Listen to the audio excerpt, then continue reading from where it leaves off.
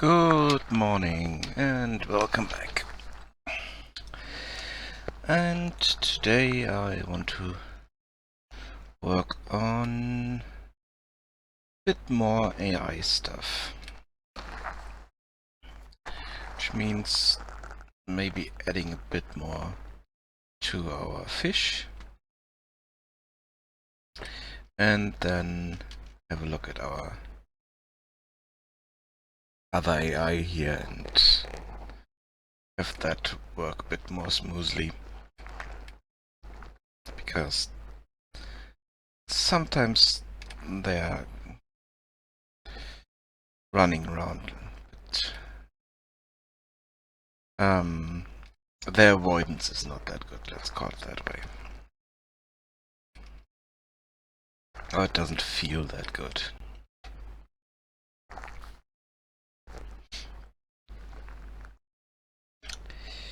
Okay, so let's change the text.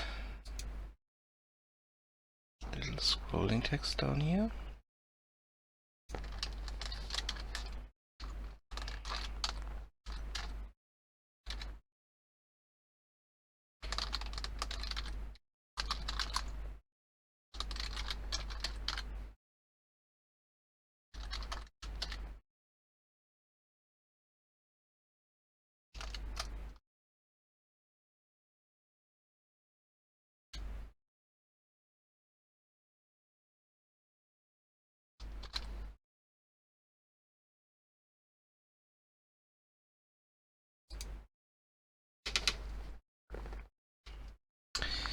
Okay, so let's have a look what we have.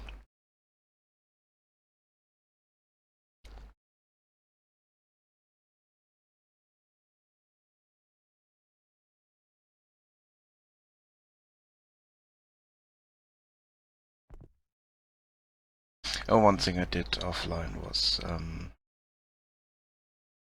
edit a few trees, grass, stuff like that.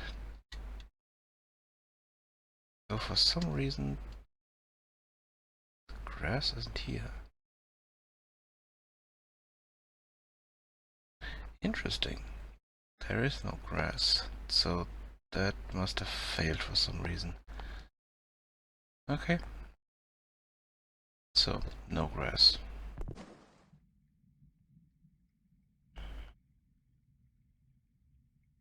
Okay, here we have our fish moving towards the waypoints. Change to the scenery, you can see it a bit better.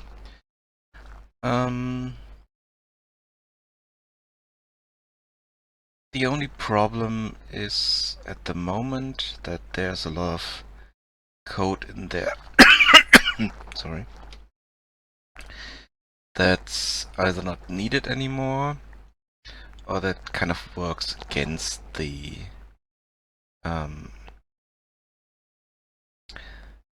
navigation system here. And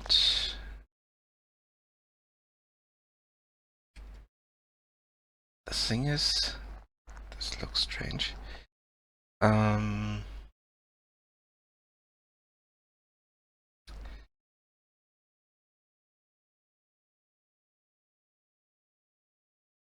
The fish are moving towards the waypoints. They should be moving away from predators, which they sometimes do. Not always, but sometimes they do that. And here they just go for the waypoint, eat away at that waypoint, and then find another one. And these are hunting them.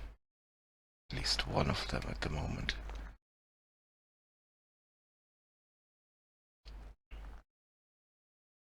But the problem is, it kind of happens for all of them in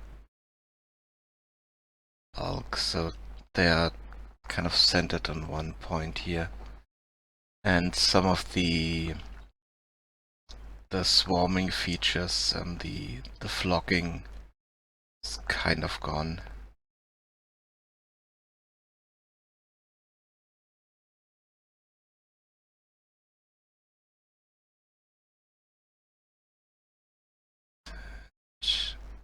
Yeah, I think they're just decimated. Those who managed to escape run towards the other waypoints. Okay, here they run after one specific fish.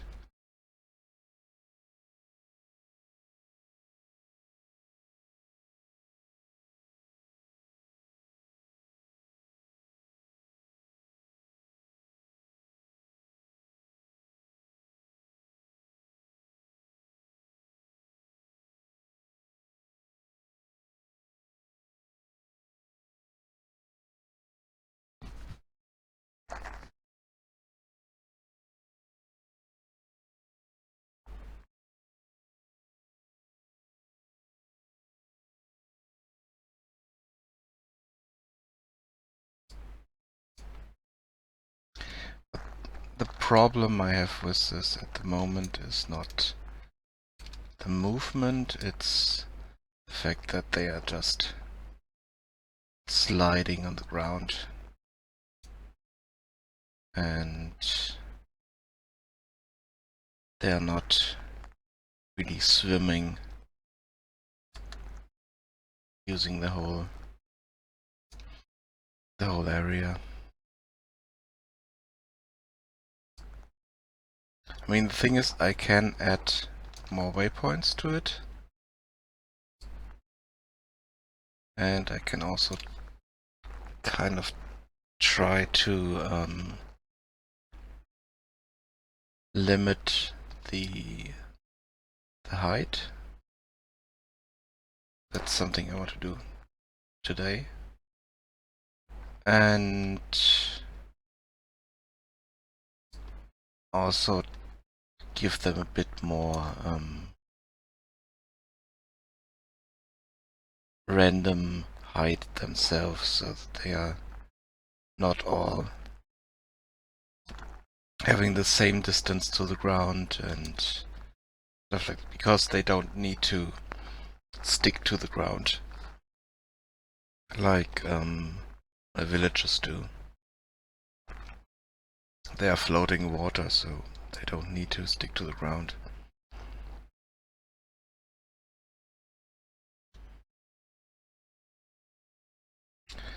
But that's a bit harder to do in with enough mesh. I mean, it's not harder to do, but it's something I have to implement somehow.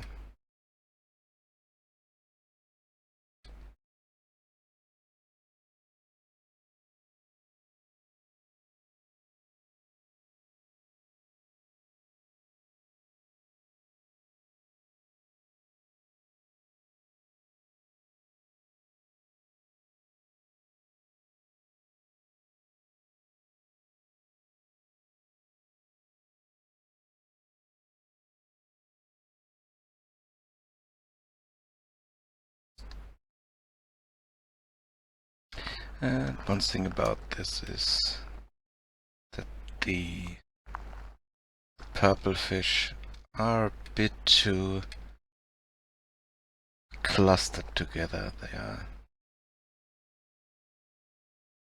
all hunting as one, basically, which feels a bit wrong.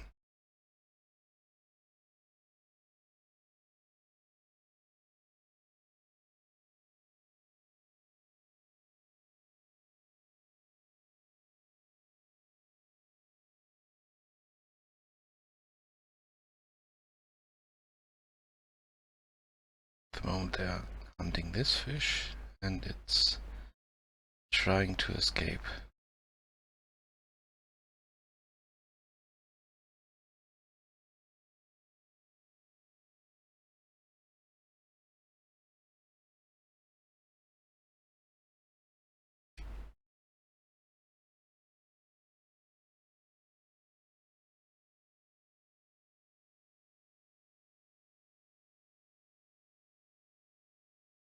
Okay.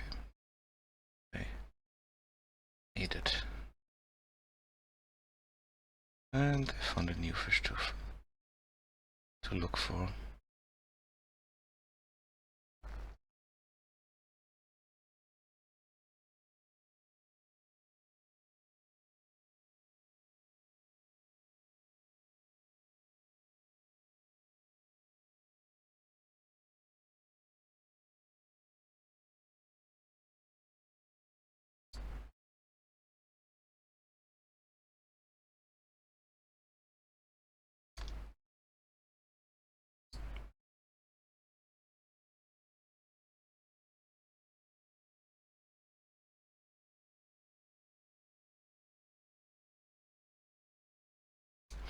One thing I need to test with this is what happens if I add more spawners with less fish. Let's see if they cluster together again, or if only the ones that spawn together cluster together. That would be interesting to see. Let's do that.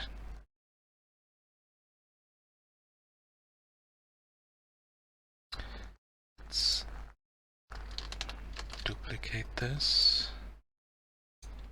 Let's throw it over here.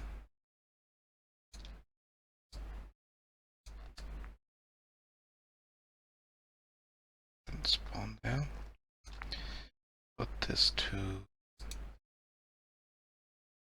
10. This to 10.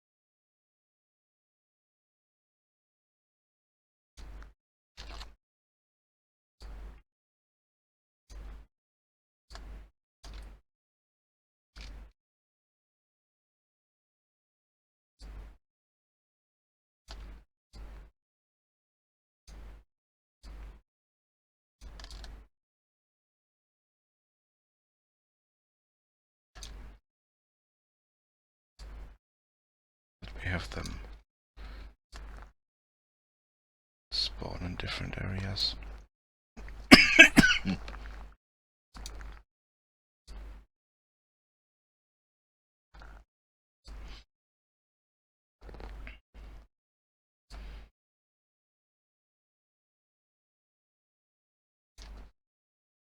See what they do now.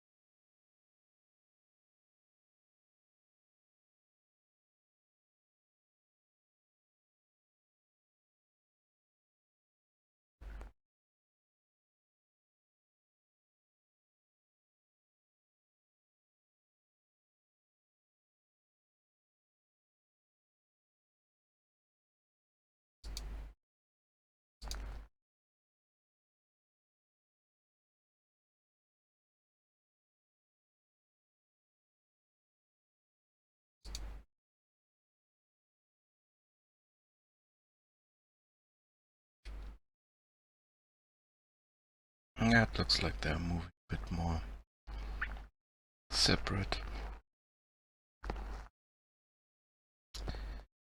But we need to figure out what happens when they change their behavior. So when they're starting to hunt.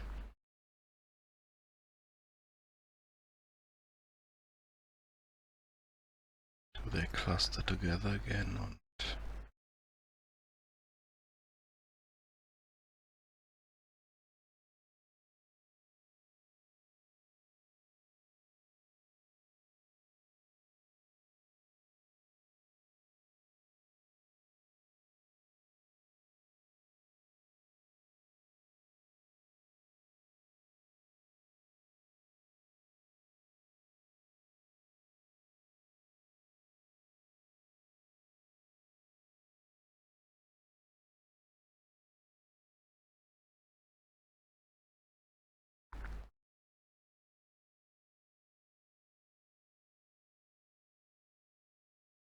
Okay, they are still clustering together.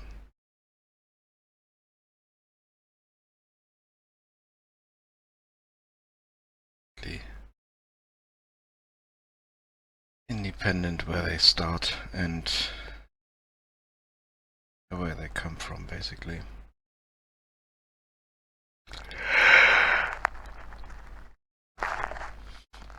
Sorry about that.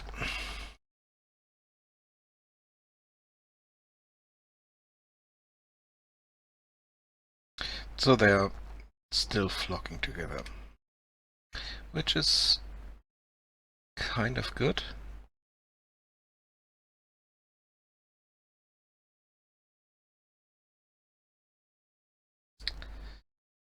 But also kind of strange.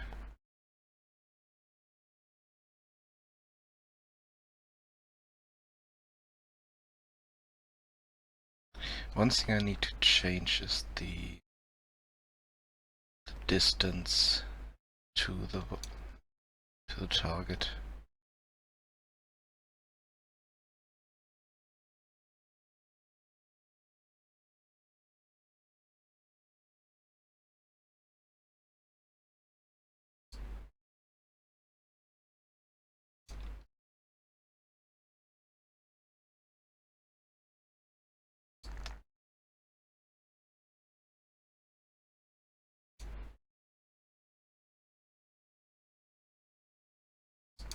Let's change a bit of the layout here. Let's move a few waypoints around, because these waypoints here in the middle are a bit too clustered. So let's move them around. Let's move waypoint 5 over here. And this will also give us indication if the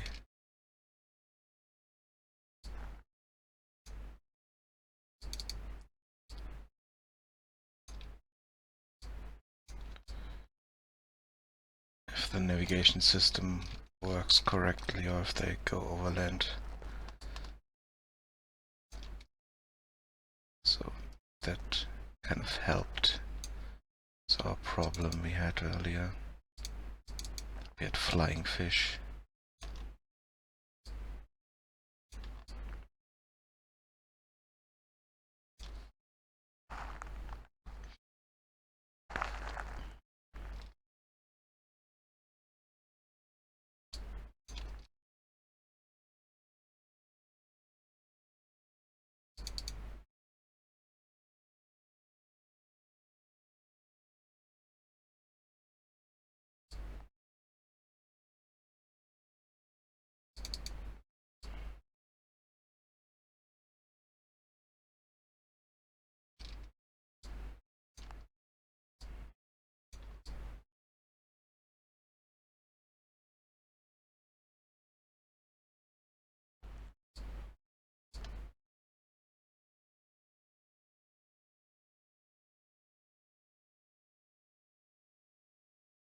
Okay, let's see what happens with this waypoint here.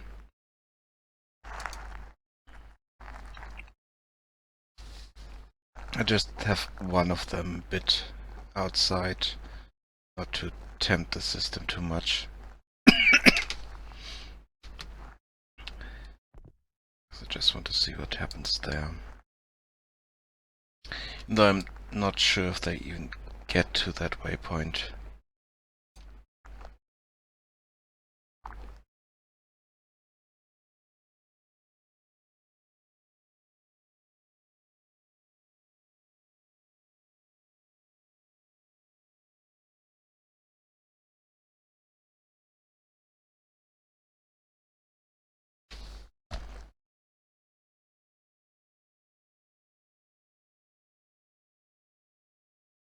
Oh, they are. And let's see what happens with this one.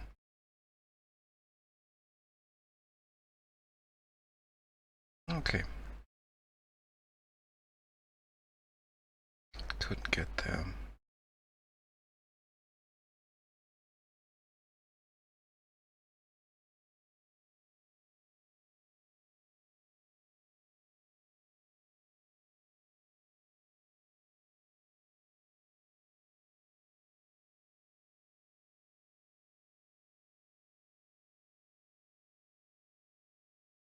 Yeah, that's not good. Kind of freaked out.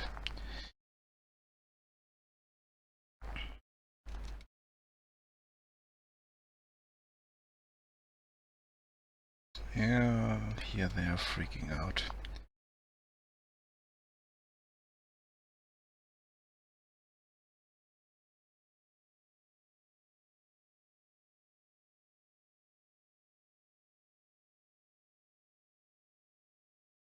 So it's something I need to fix.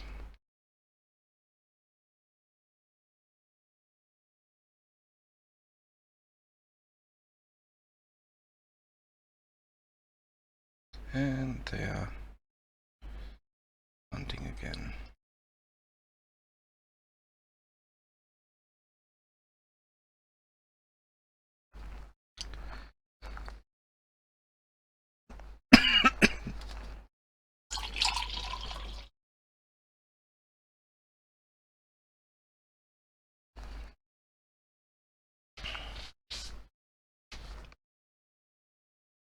So look at waypoint 2. It's gone, okay. Let's see where they go now.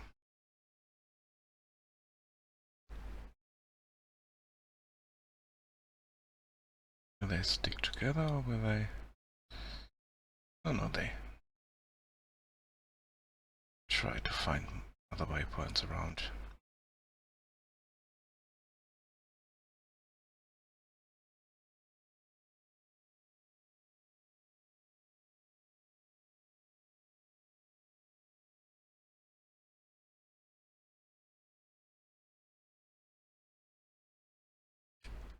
Even though they're kind of clustered around the middle here.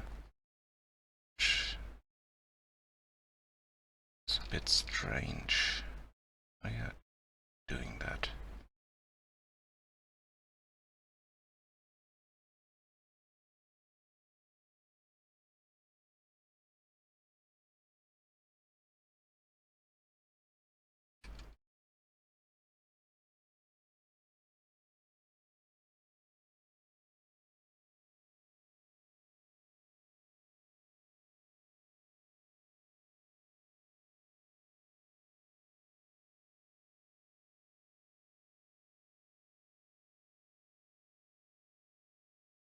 I think they cannot find proper food sources around, that's why they are not moving there, but they should still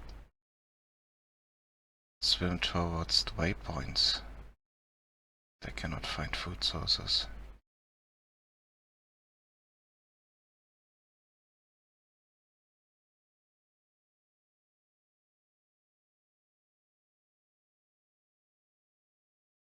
Oh, I think they are doing that.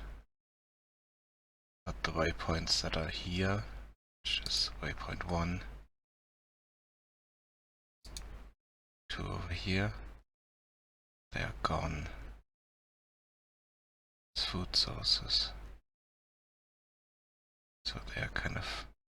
Yeah, they don't find food.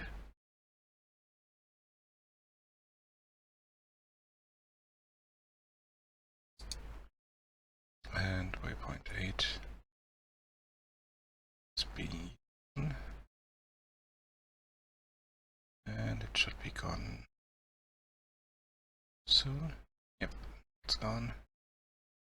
Let's see if they can find this one and what happens then. Okay, some of them are swimming up. are they doing? Okay. We have a fish flying over the beach, which is not good. And another flying fish. Yep. Not good.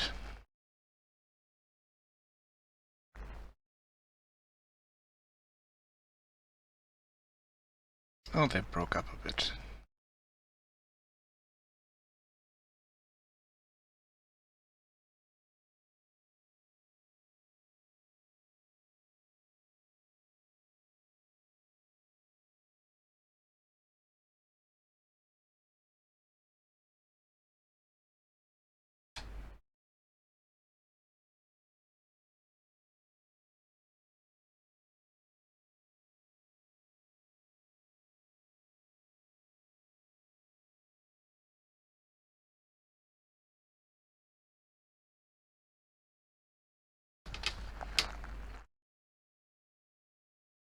Okay, let's have a look at waypoint 5. Yeah, this is slowly being.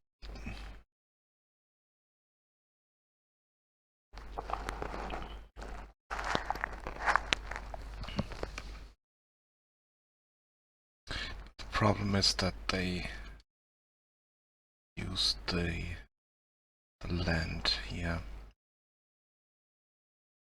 One thing I need to figure out is to set different zones for them to use. So kind of set the water to be different layer than the land, so they can different weights on it near different area masks. Problem is I don't know how to set those up at the moment, so let's see, maybe we can find this out.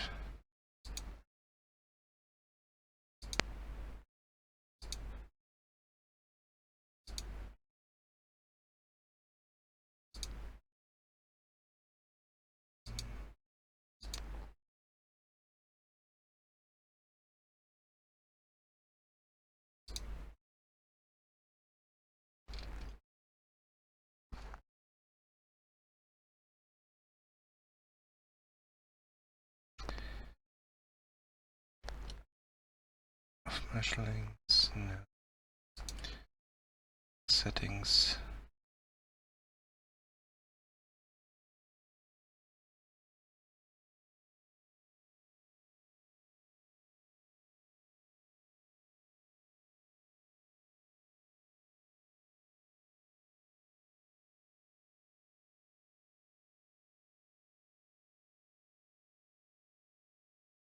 Interesting. Okay.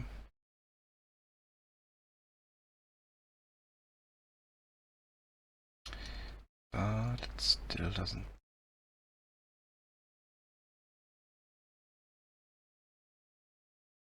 What does that do? Oh, it's for long stairs. That's what I want to know. How can I set this up? Oh, it has to be an object. Oh, okay.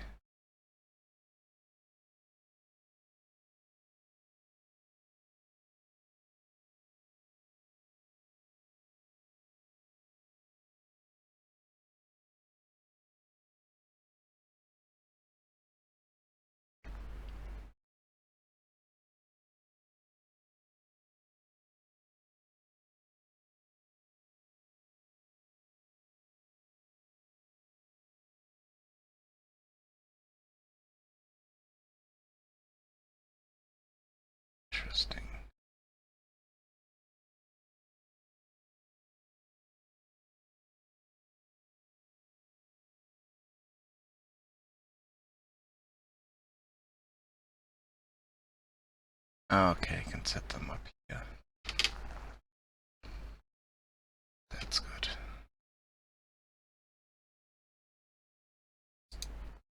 So, navigation areas.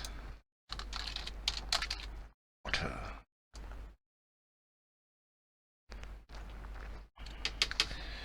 And then I can set the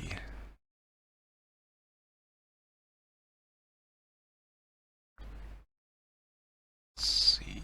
If I select the water plane.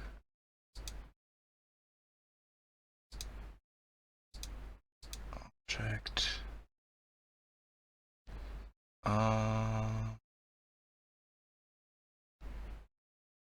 Yeah, and here I have a problem because I'm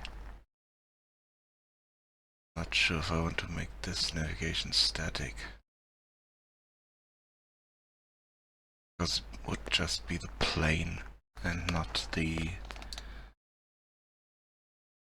actual terrain mesh underwater.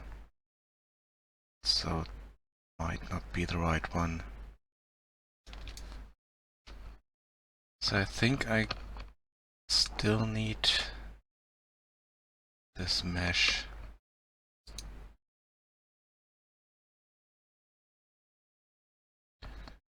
Yeah, this specified area where I can change this. So I need a mesh.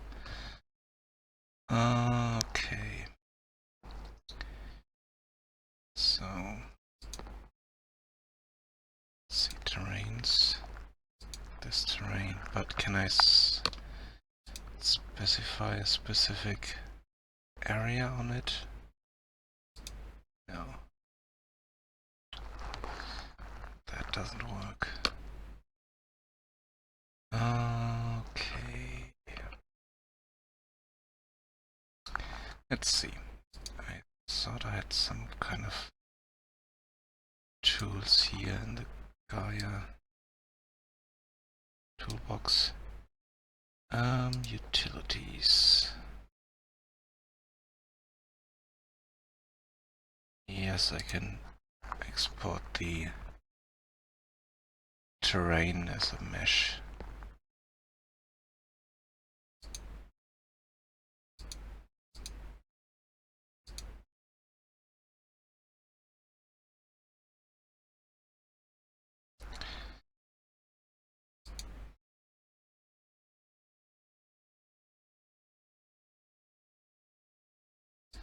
Then I can cut out everything above the water.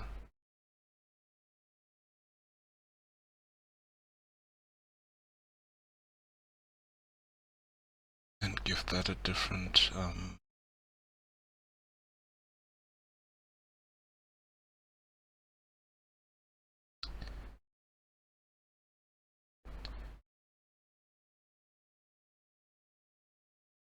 navigation area.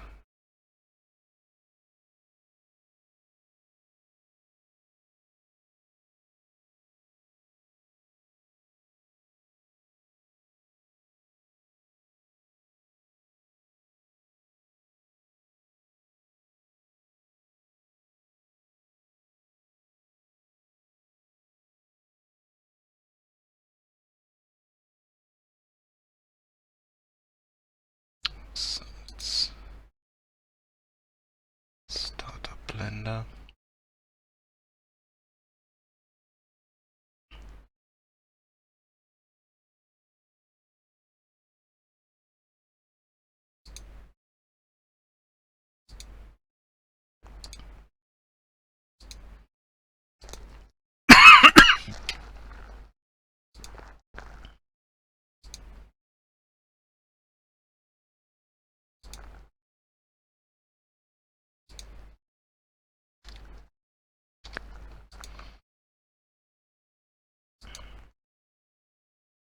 Let's import this OBJ. It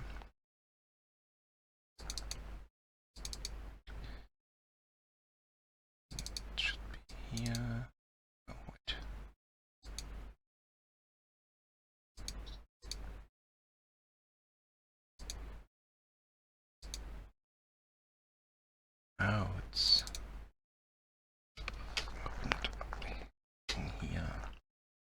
Okay, so it's not part of the project itself. Makes sense.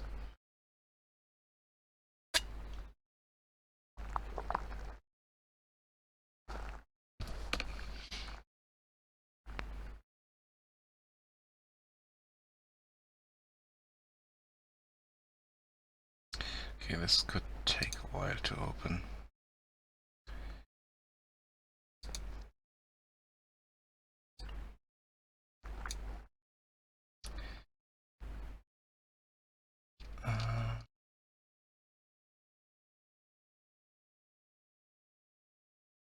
I think once I have done that,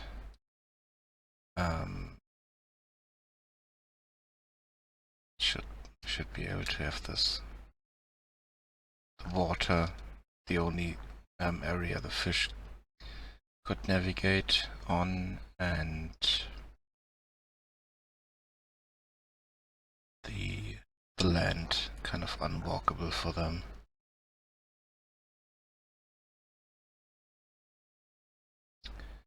But the problem is I need the navigation mesh for that.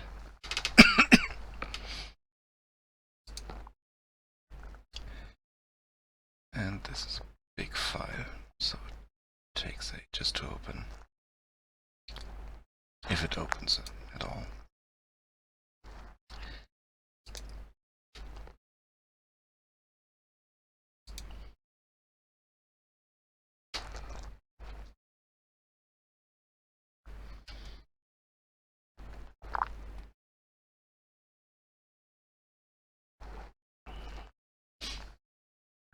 Let's have a look. Code. Because there's stuff that we need to remove from the fish AI's thing here, because it's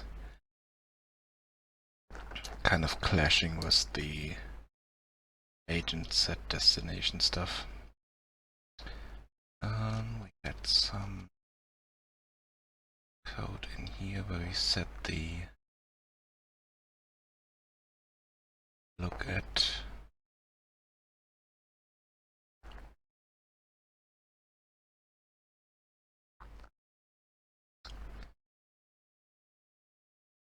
it.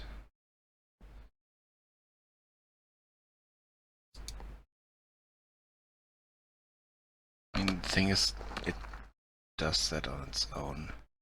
We set the destination, it will look at that destination. So we don't need to tell it to look at it, because this sometimes looks a bit too rough, too abrupt.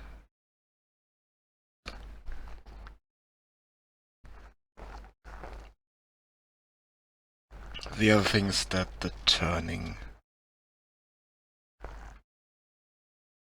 is different, and the rotation here, this is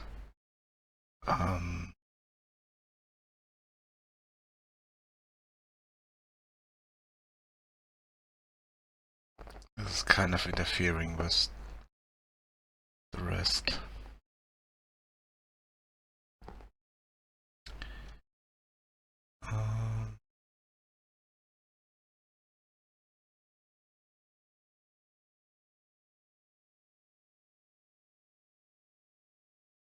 But the problem is, I'm not sure if this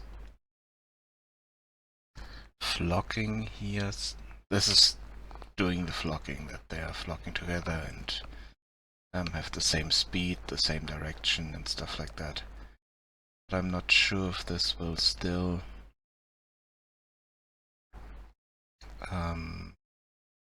work once we comment this out.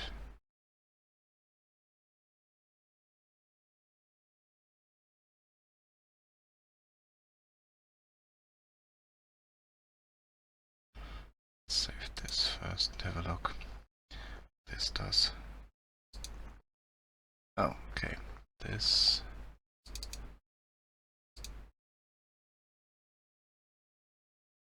Where is it?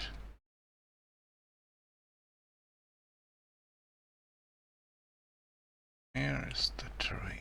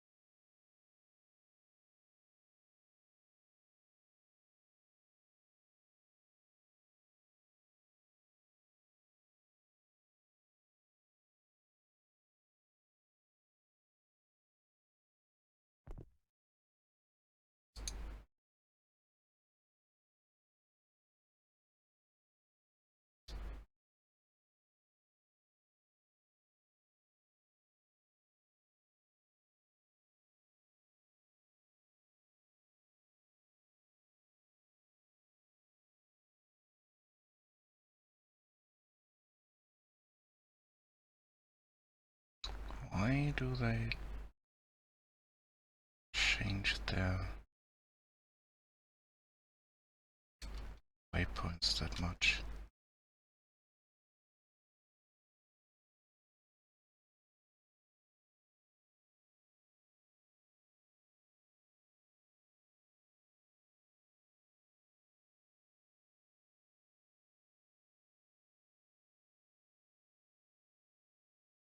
Thing is, it's only the small ones.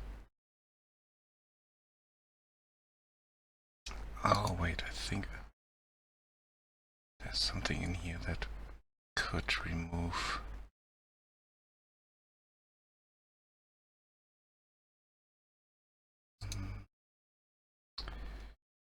Yes, we can remove this. Because of this, we think we can comment out at least and try. It still works.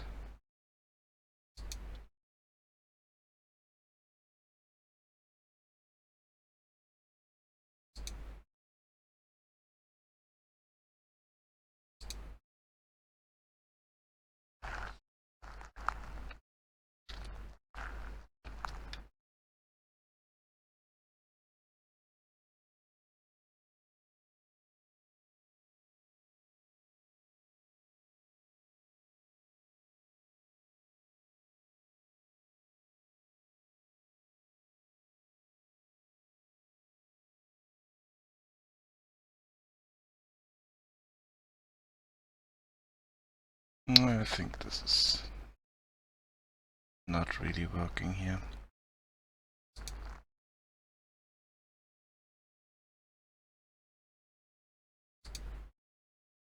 But I have another way to get the mesh for the water.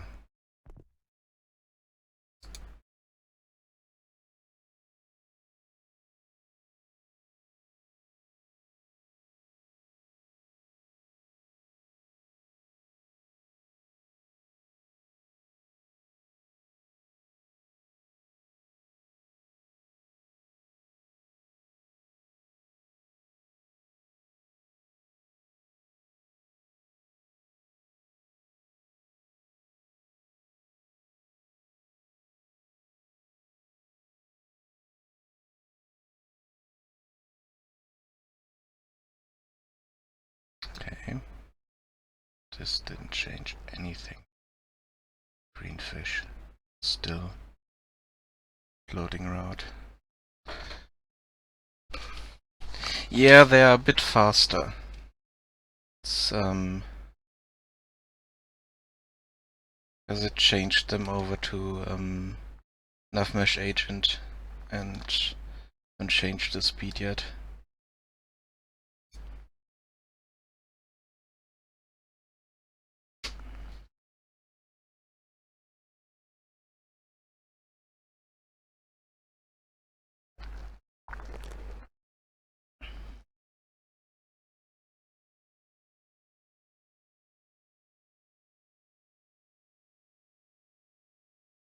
Okay, as soon as they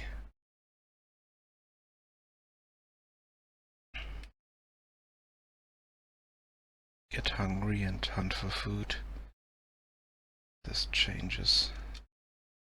But they're still flocking together.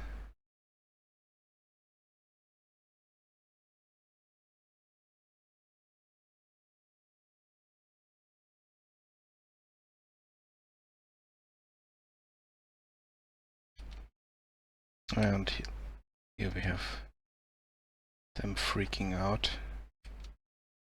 because of the height check.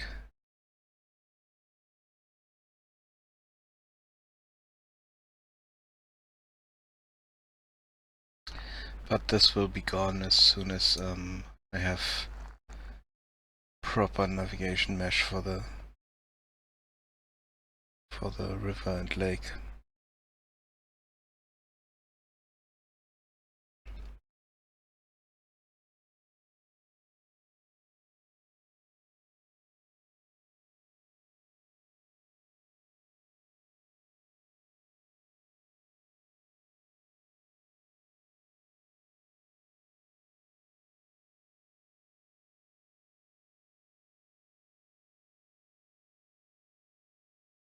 And this should be a lot better. Which also means I am able to set more waypoints along the river for the small fish to swim to. Or all the fish to swim to.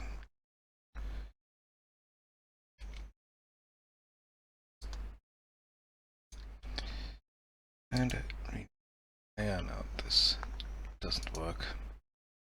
Let's delete this. This is too big, too clunky.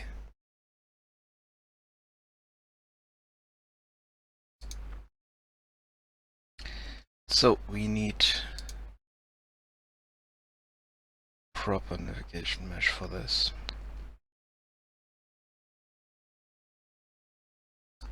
So let's create that.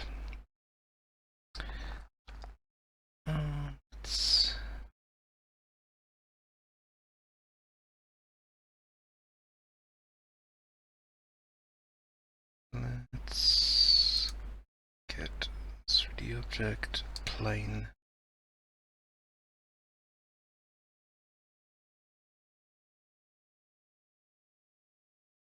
How did it create it? Yeah, okay. That's nice.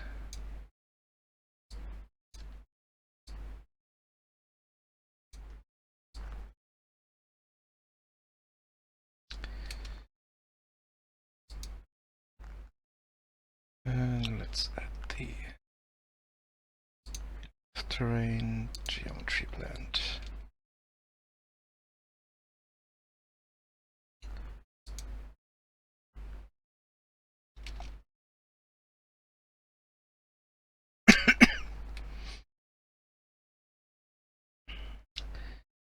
And let's begin painting. Let's delete triangles.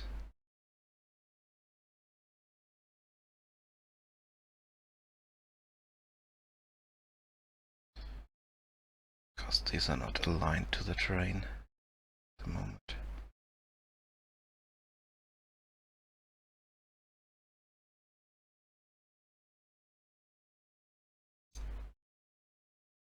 Let's add triangles. Let's change the area.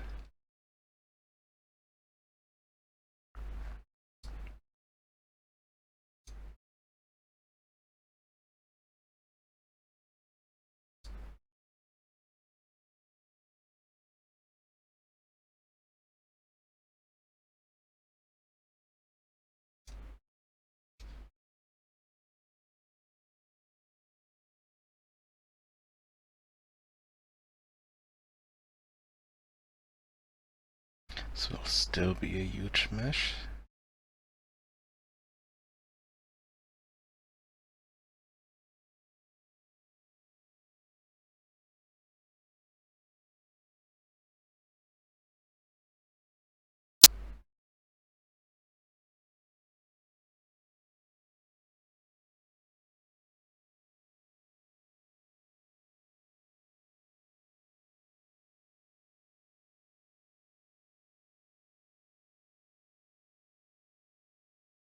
It's a bit smaller than the whole terrain.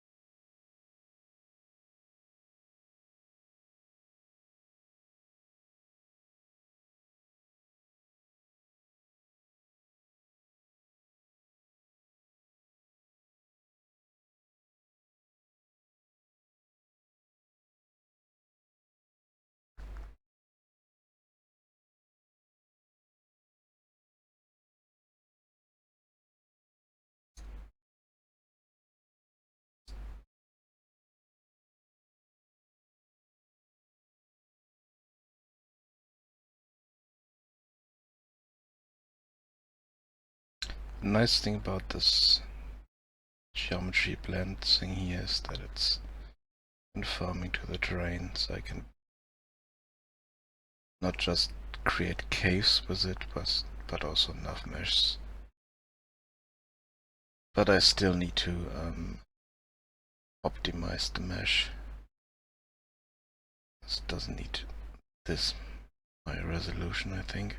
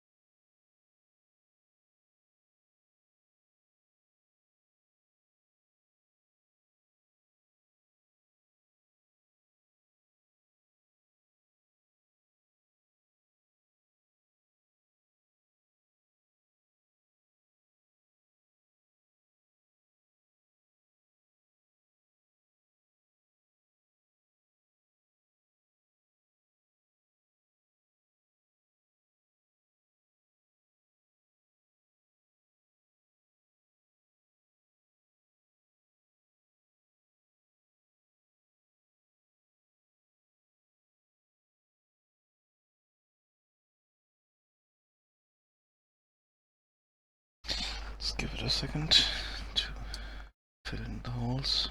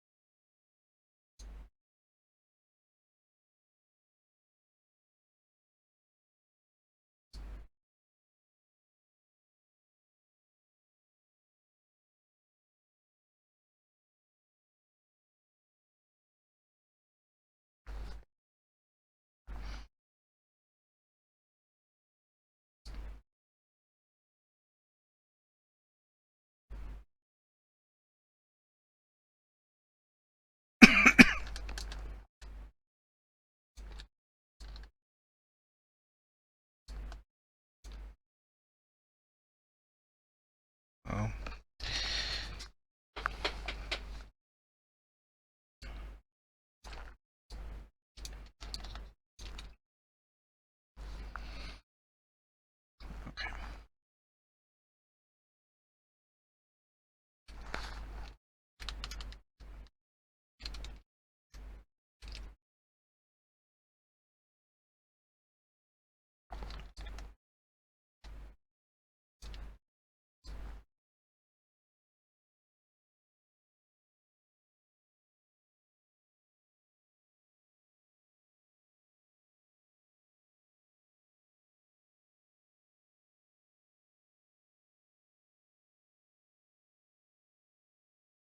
The mesh of this size,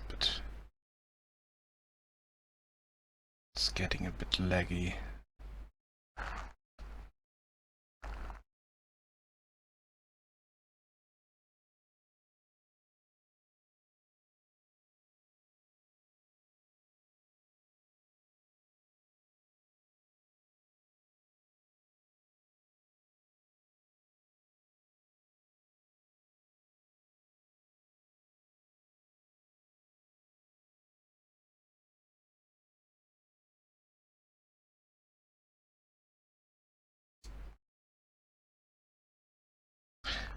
The thing is, I need I not need this as a water plane. I need the terrain underwater.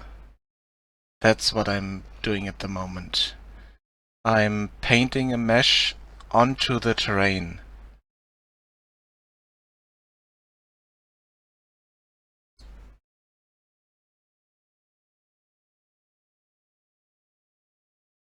And I know that will be pretty high poly. I know. And I hope that it will load in Blender and that I can optimize it.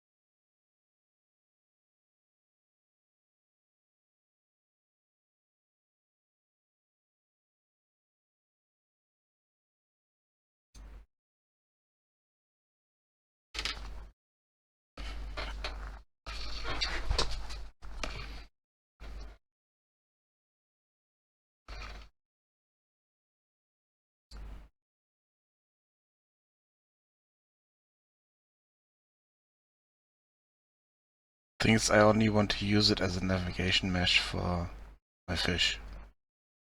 Which in itself is extreme overkill, but I went this far so I can go the further steps as well.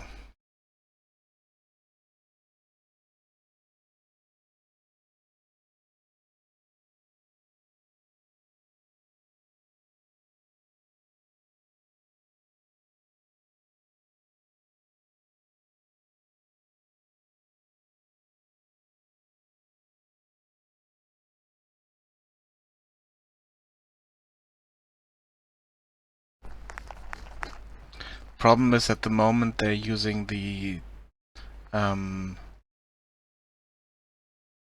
the navigation mesh that was generated from the terrain, but sometimes they walk over land, which they shouldn't do, and I need to prevent that somehow. And the only way I see is create a mesh for the underwater area and give that a different area tag and different different cost to move on.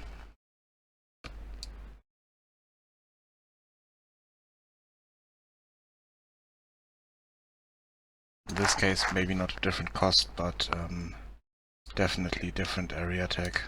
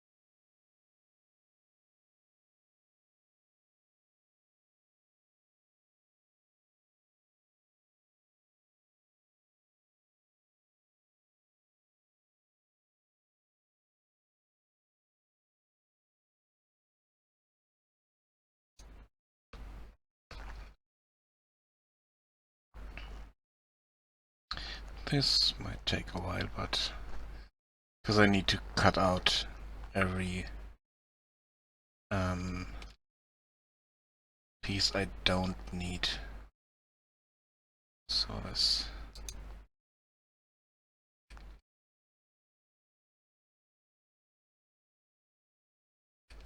First we need to figure out, set the basic shape, and then I need to go around the shores and cut away parts we don't need.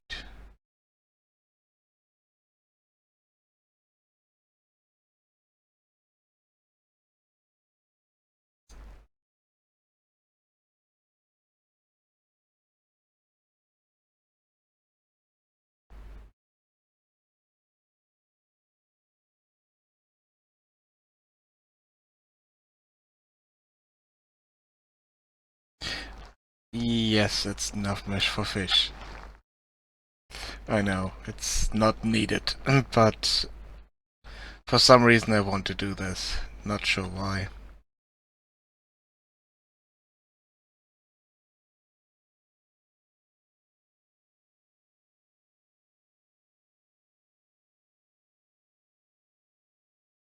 Um,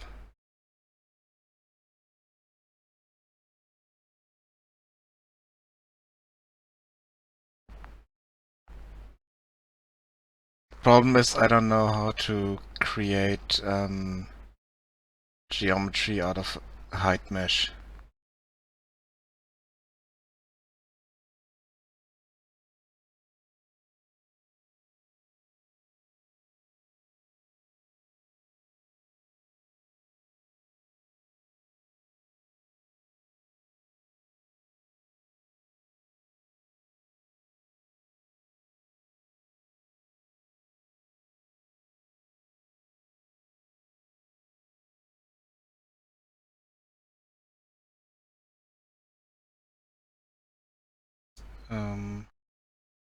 Did I just say height map? Yeah, I don't. Y component of the enough mesh agent. Not sure what you mean by that.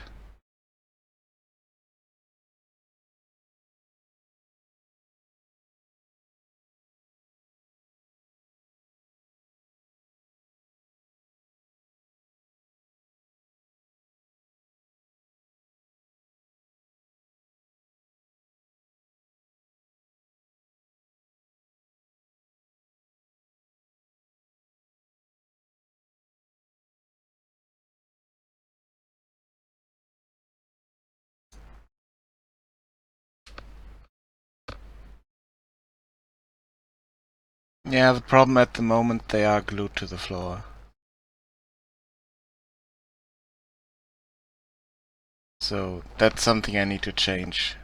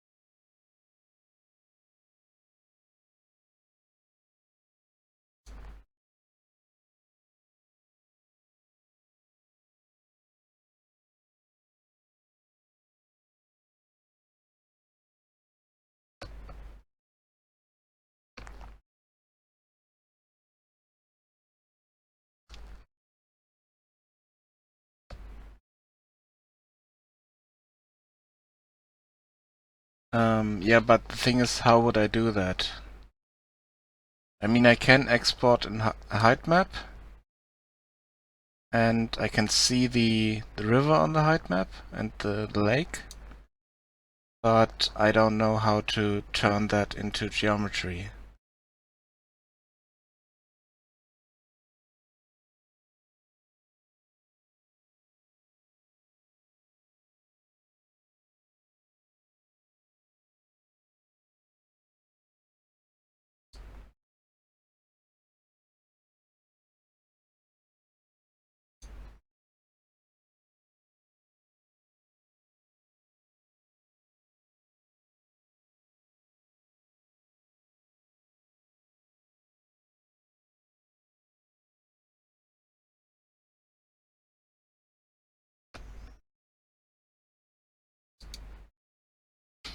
How would I do it in another program?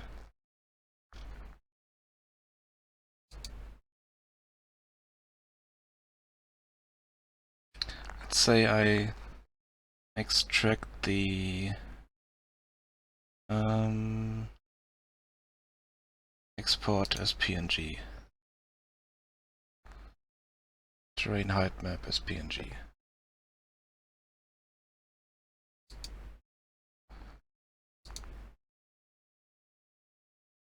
And now I should have this. Where is it? Here.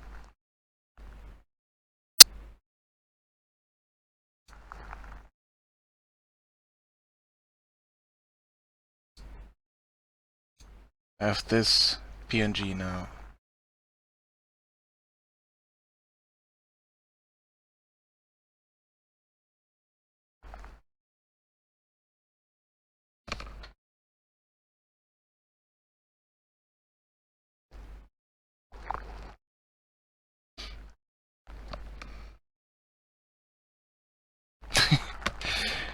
That's okay. I haven't done stuff like that before, so I don't know. I thought maybe you knew and could help me in that regard.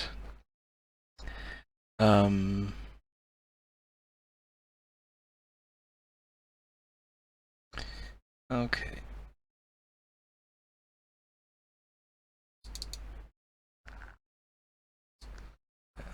This thing here, but it's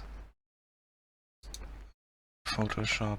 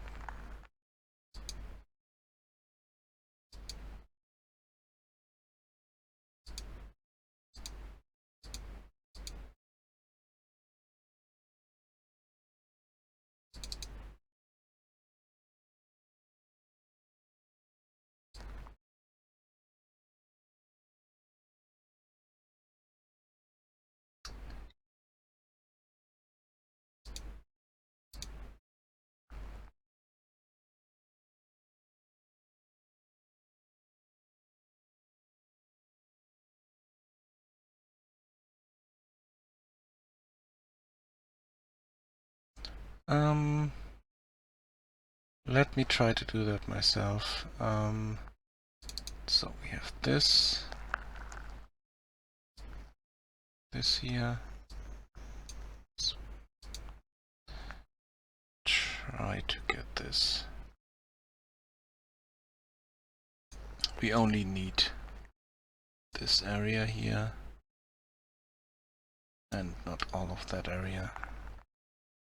Let's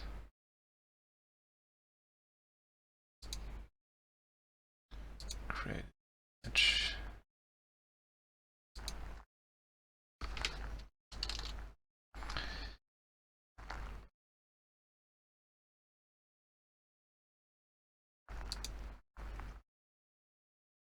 And I'm really hopeless what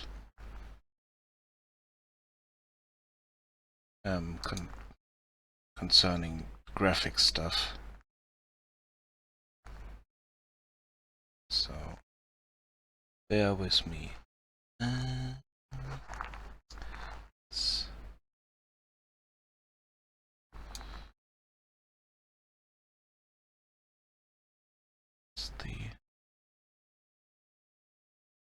It's really hard to see the dimensions here.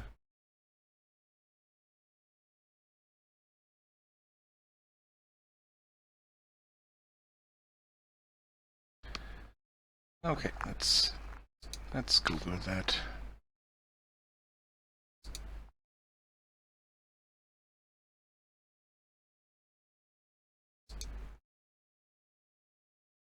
Just the levels.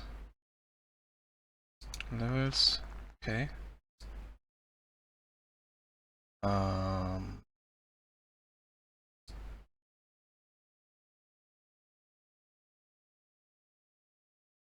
Problem is, it will kind of blur out. Sure. I'm completely hopeless with that stuff, sorry. Sure.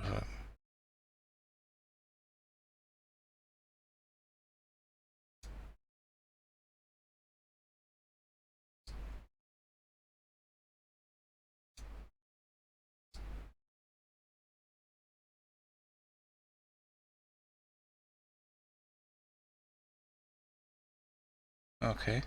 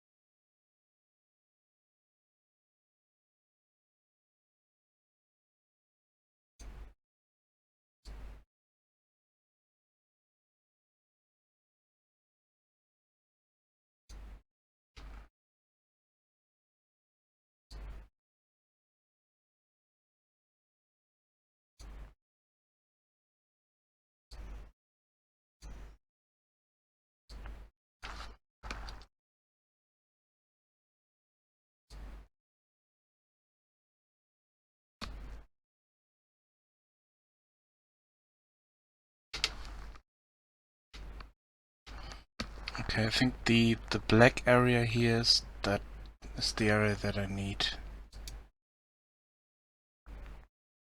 So I need to get this, and it's too much. Can I change the parameters of this?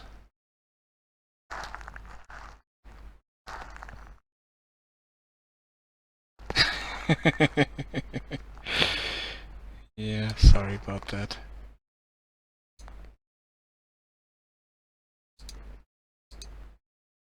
Ah, there we go. Okay. So, let's copy that.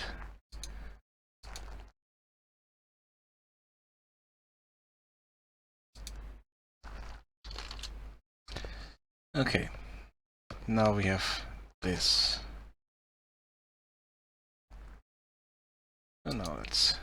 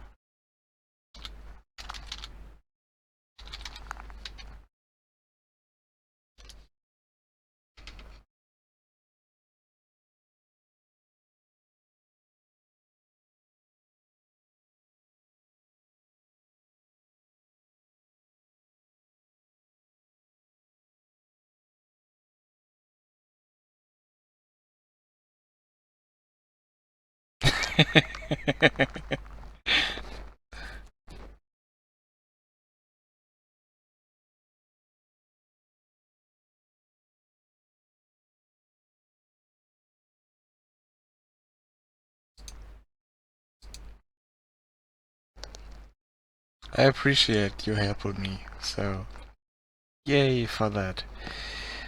Okay,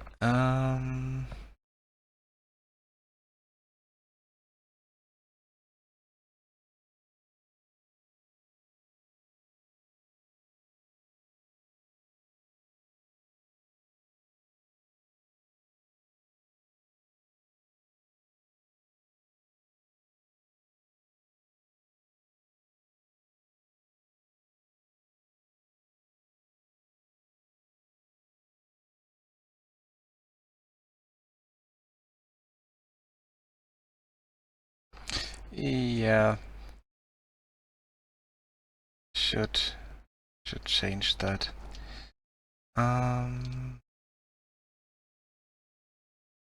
Yeah, okay, this is a bit too much, I would say.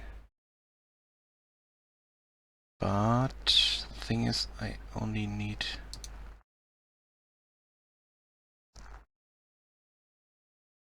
Okay, now I have this. That's the river area that I want. The black one. So I would say I flip this. Yep, this didn't work. Let's undo that. How can I tell this to just use the... Oh. I need to combine those.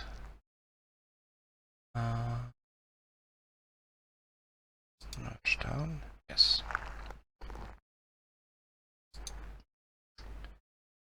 And let's invert that. Okay.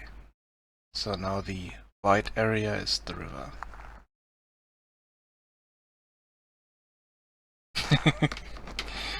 Okay.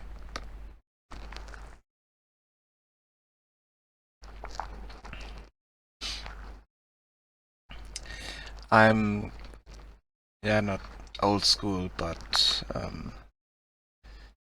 I'm used to using menus and hotbars and stuff like that. Okay. Buttons. And the thing is, I'm not working in Photoshop that often. So you might have noticed by now. Okay, so let's save this. Yeah, like I said, I rarely use keybinds of any kind. Let's this PNG.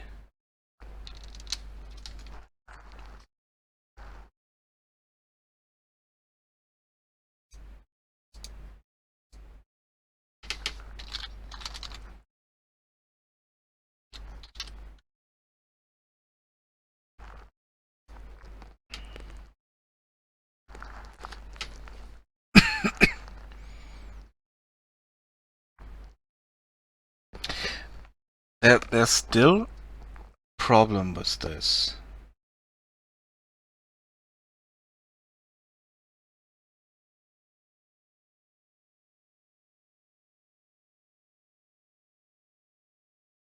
Because I don't think that it will work as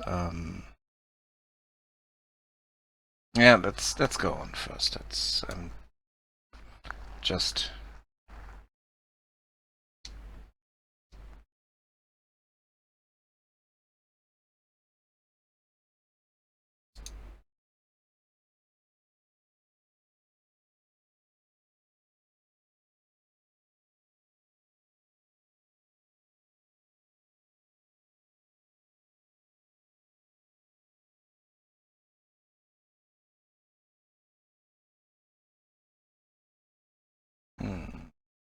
okay, I can't import images here.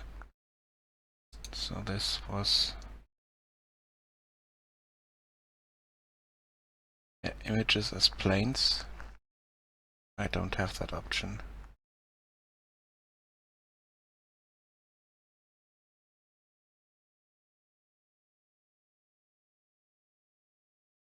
Okay, we need the add-on here.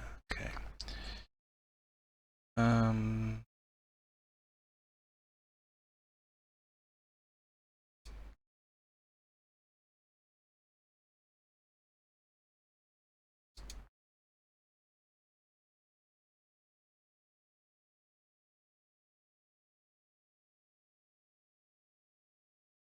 Yep, it is. Definitely is.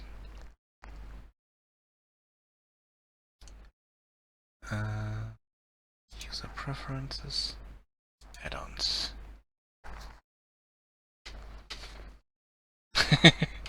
Yep, that's why I'm using it at the moment.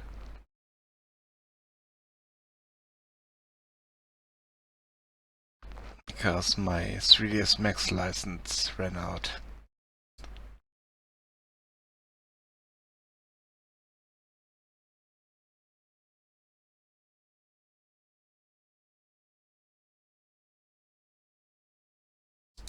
There we go.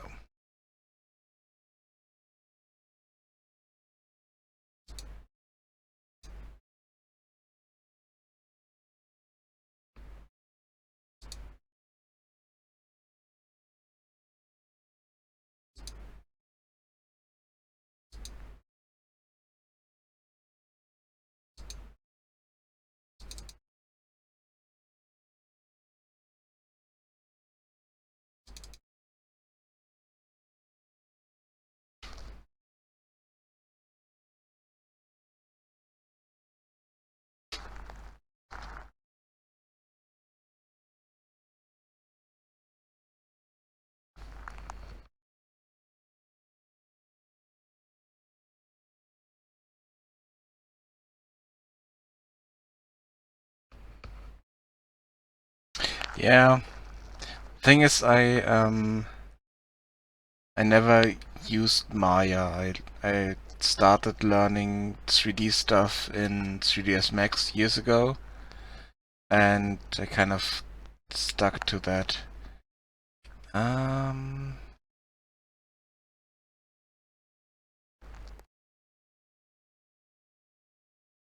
it. Now I have this nice plane here, which doesn't help me.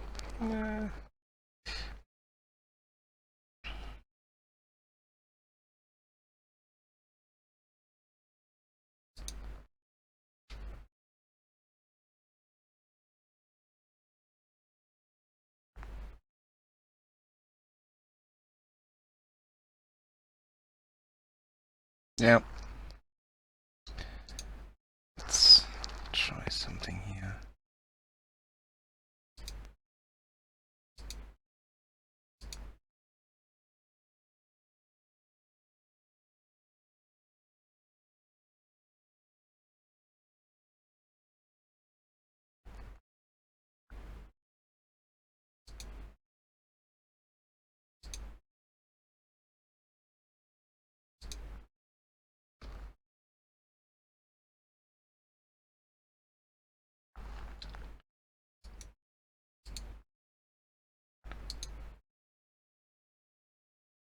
Able to see transparency.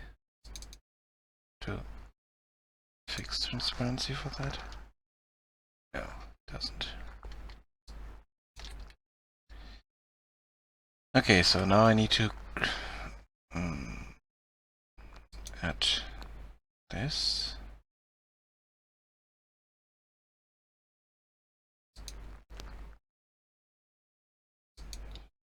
Material.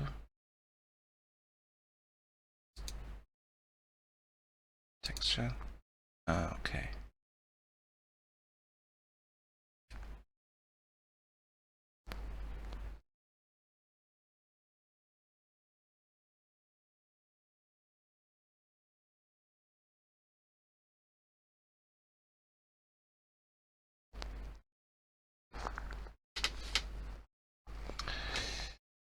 Okay, and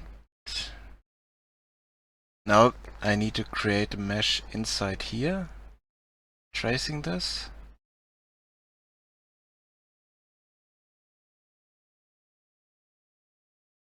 Thought there would be an easier way.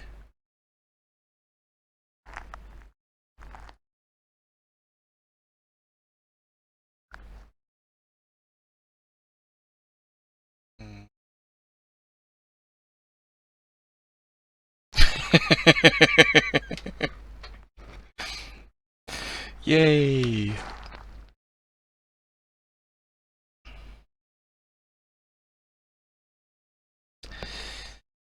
Um,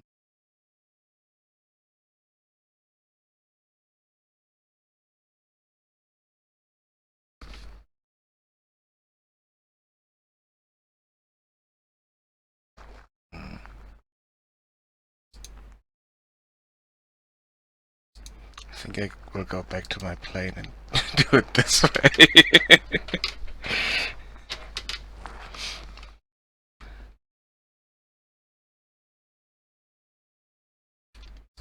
Because here I have proper mesh.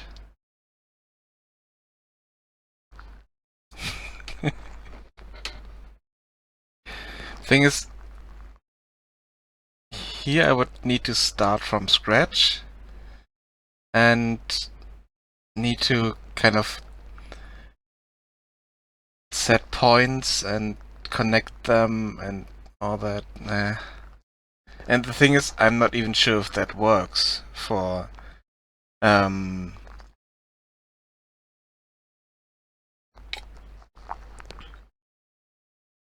for that. I mean, I want to try. That's something I definitely want to try that. Yeah, but the mesh is not ready yet. I need to finish working on it.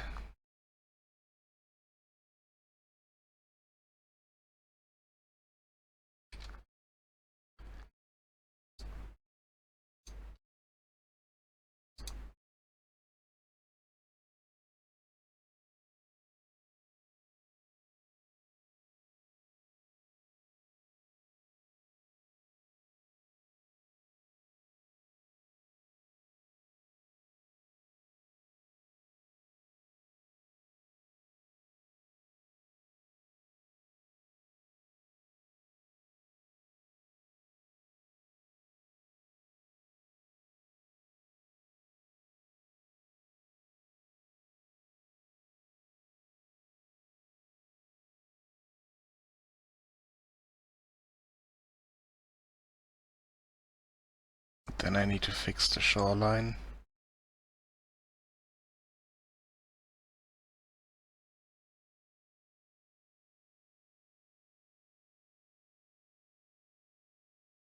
That's something I've done already in Blender. Because I created roads and kind of in a similar way than this river here.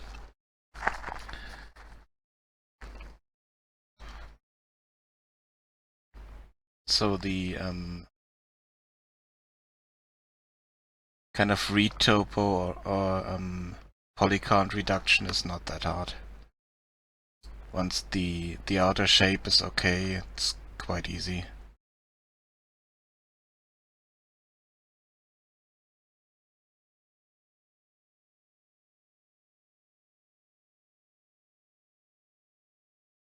First I need to get the outer shape in okay state.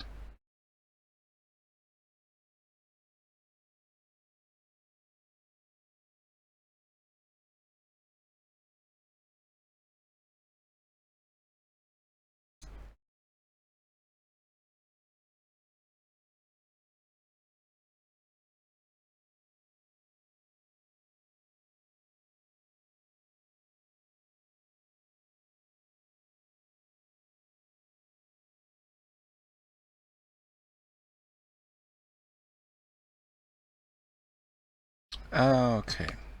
I think we are the limit soon.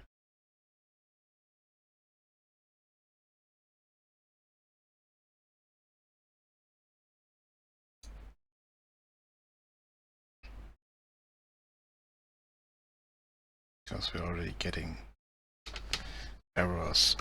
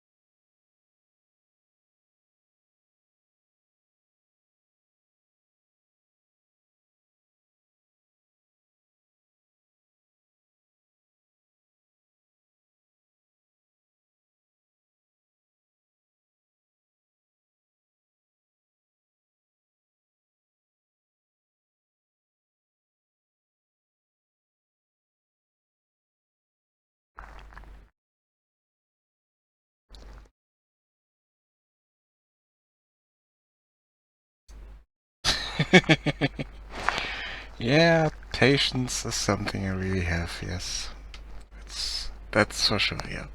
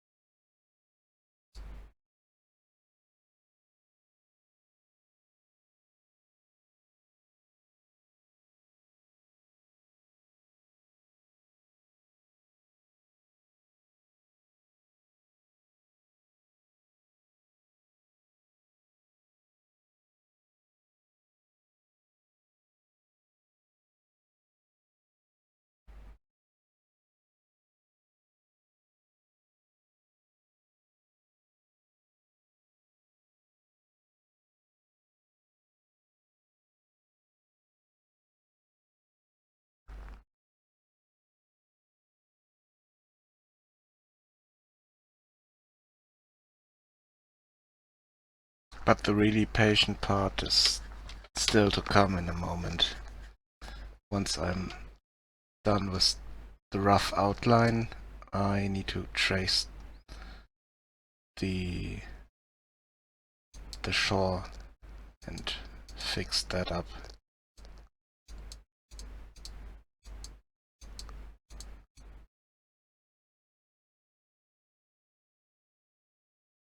So that the mesh is not sticking out too much on the beaches.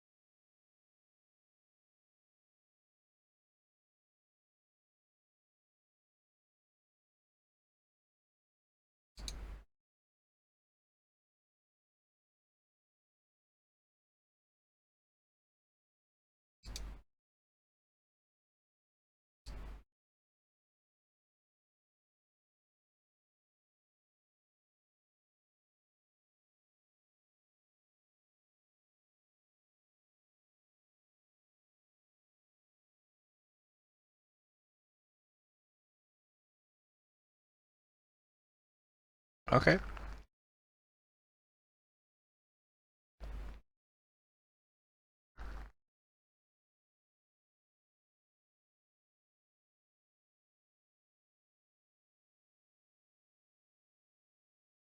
Yeah, I'm a bit quiet. Sorry about that.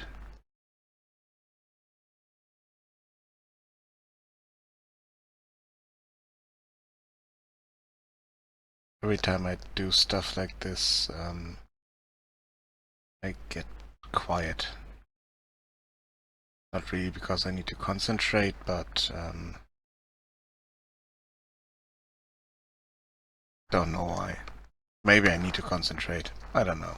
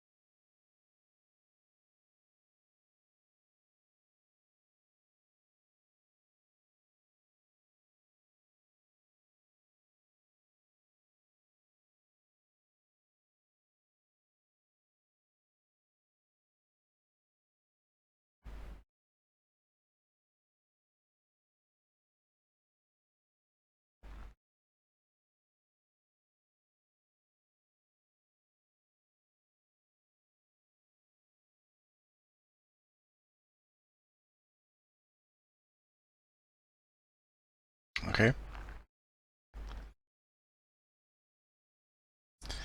Yeah, but there's no music coming from mine or just talking sometimes.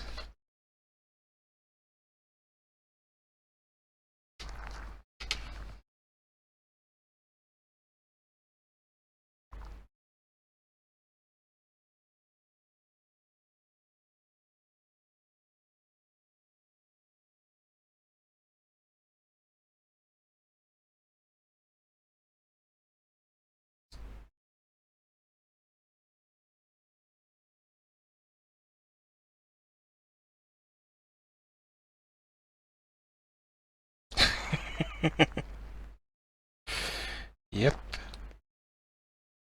that's comments I got from other viewers as well.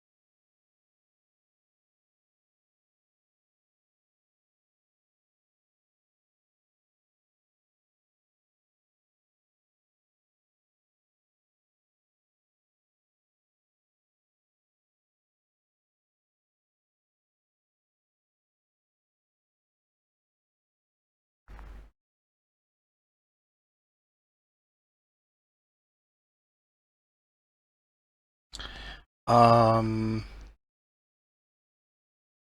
really hard to say.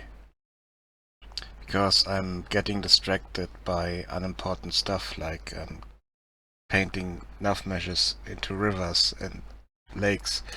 But the base mechanics are in.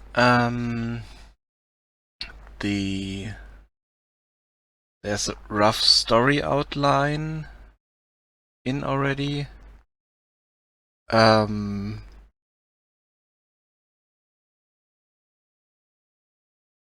It's really hard to say.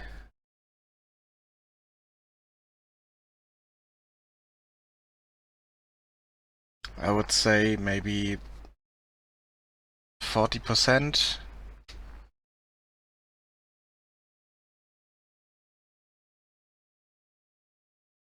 But the last 60 are content and polish. And by content I mean story content. Yes. All by myself.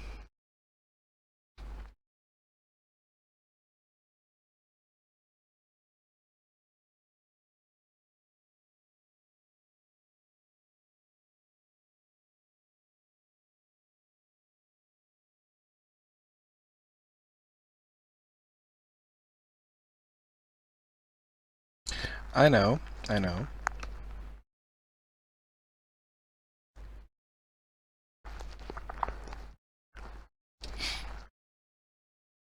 The idea is to be at a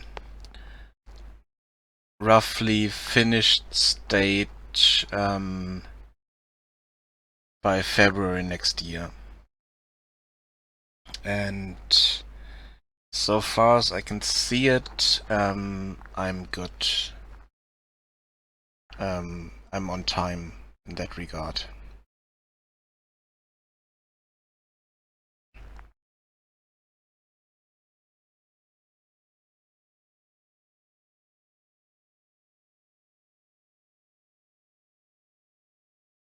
Even though at the moment it's a bit iffy because I should start unpacking my apartment because I need to move. And at the same time I still want to work on this without any delays and any missed streams, so something I need to figure out how to manage that.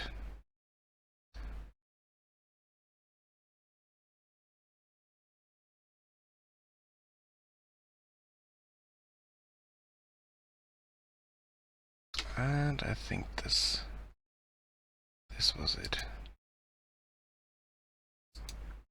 Yep.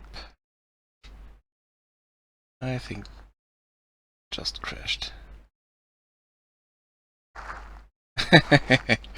Yeah, if they would help, that would be awesome. Nope.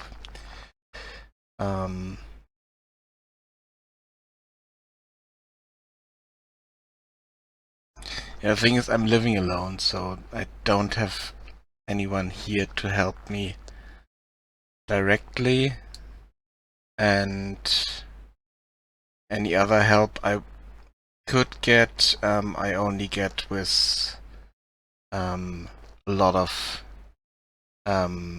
asking for it.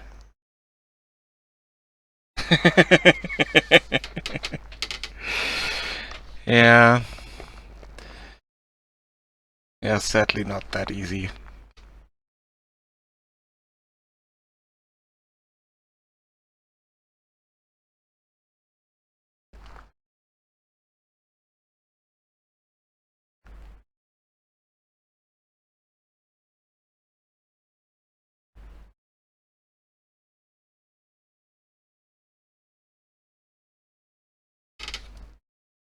This weekend I have some friends over for last time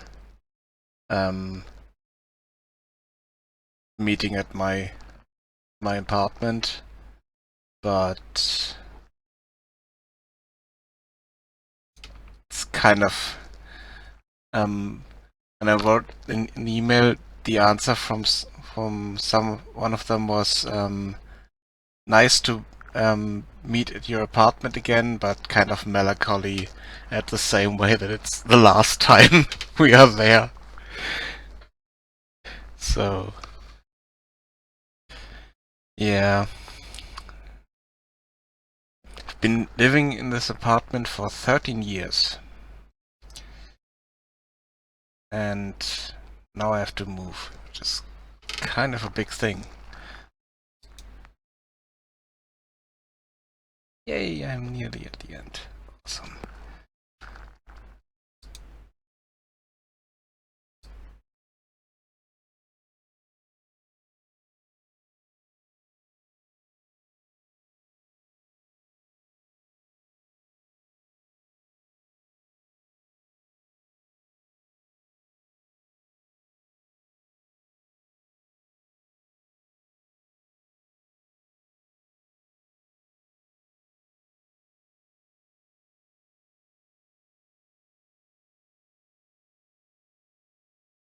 Yeah, my first own apartment.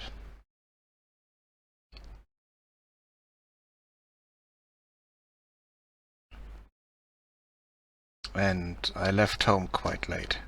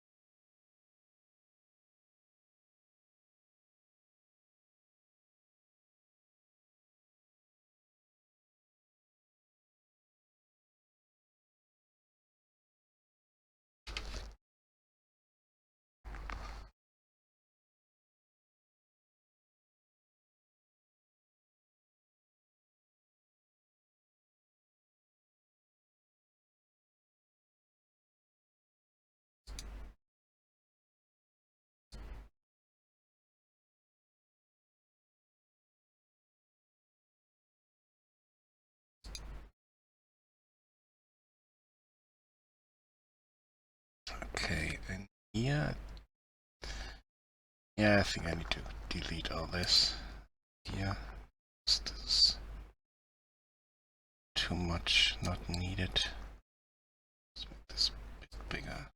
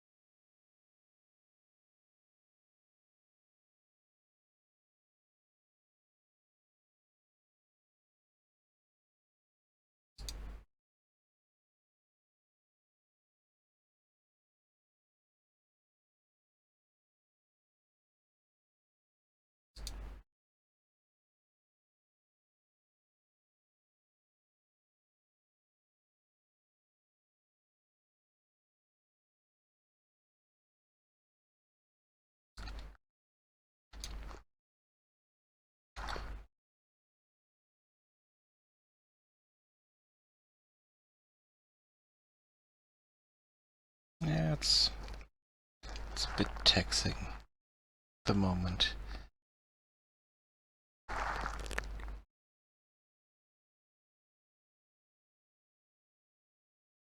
Come on.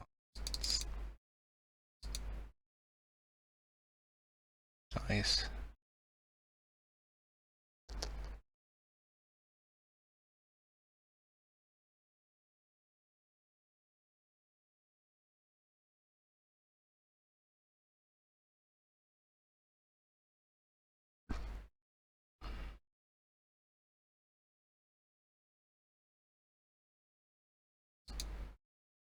Okay.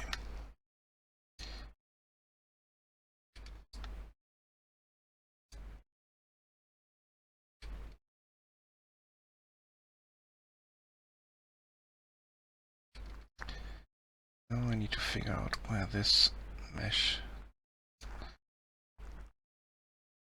stops. Cavern. Okay, it's covering this whole area here. Okay, because I can use this mesh as well for them to swim into the cavern there.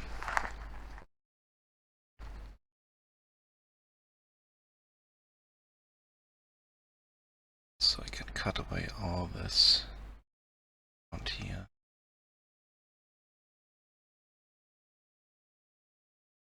Okay.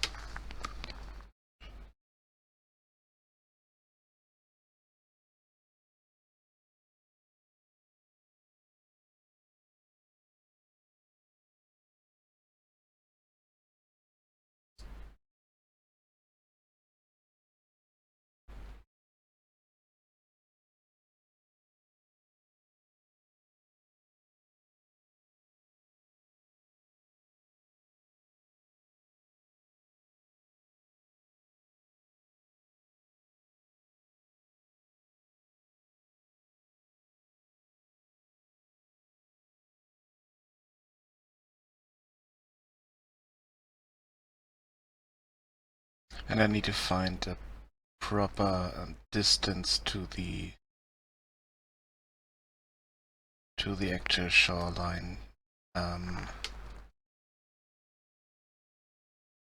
need to cut because I don't want them to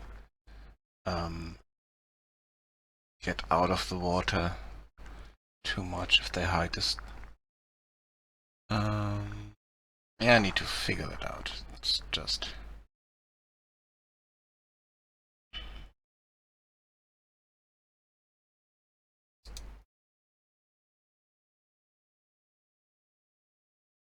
doing.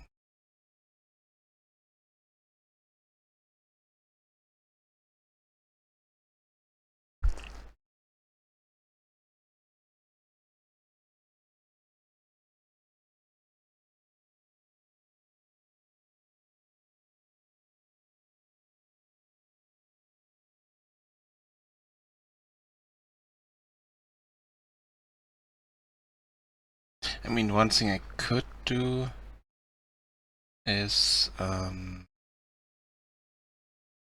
take this, export it, and then combine it with this outline here.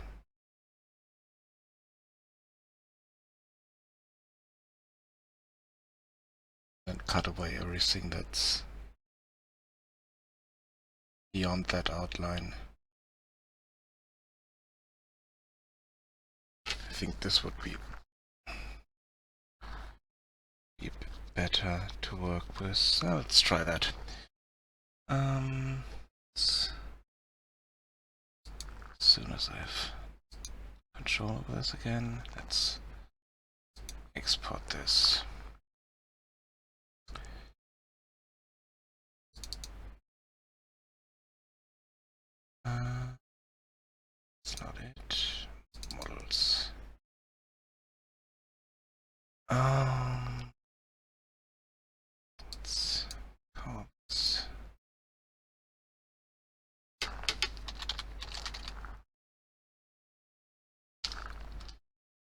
river.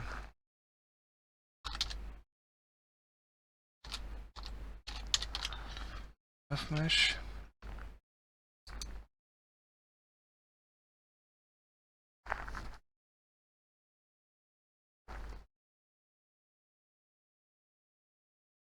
And let's see if we can import that in here.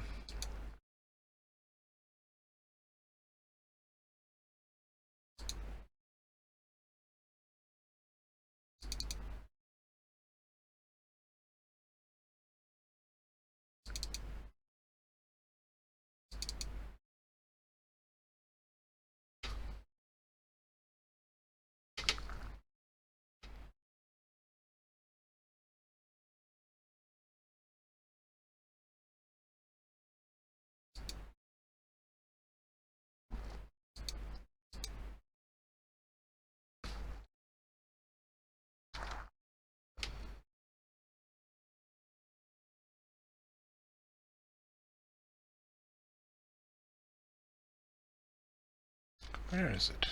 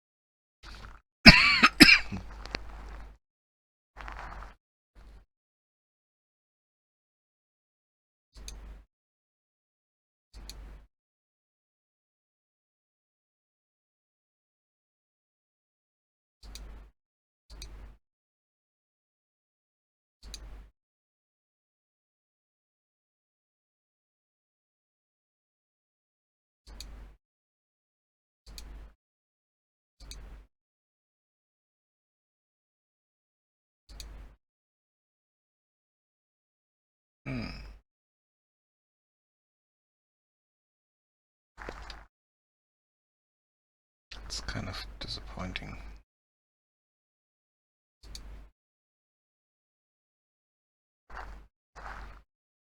I rotated the view by chance too much so I can see it. Oh.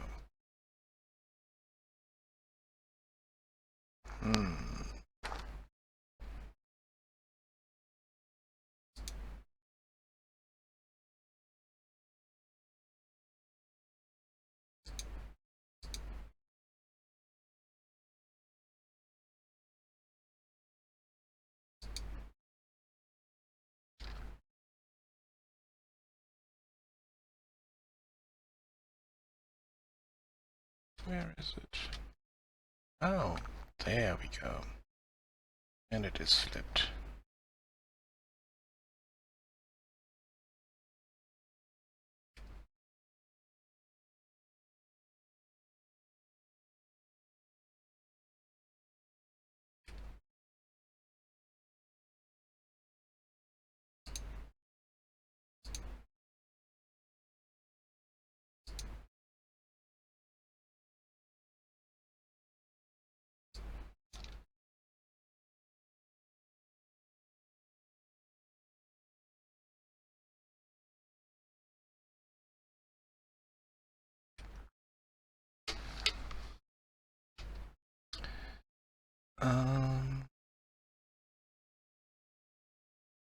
Can I change the size of this? Scale.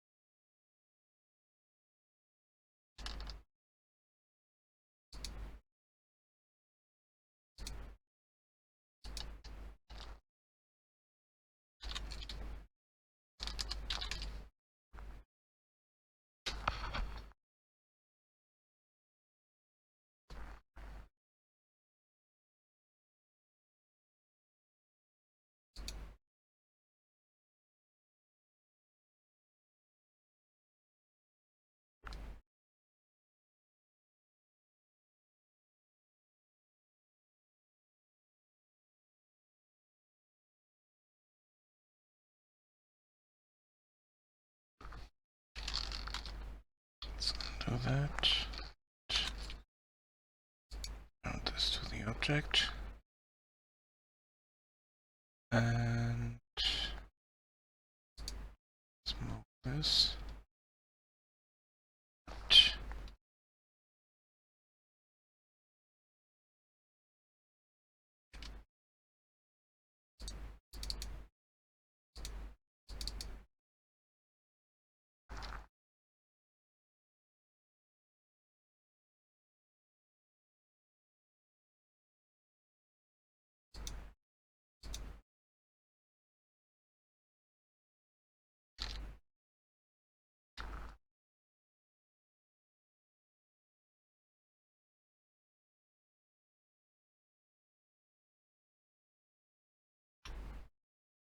Can I change the perspective to this?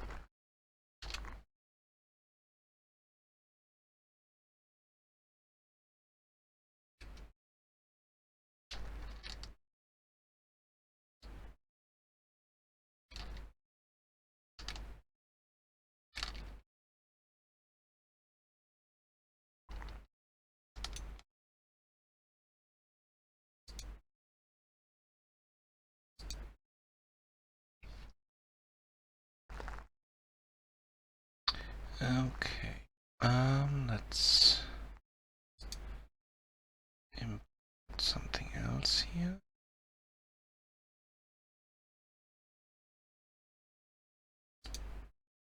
And that's the MagicAle modeled.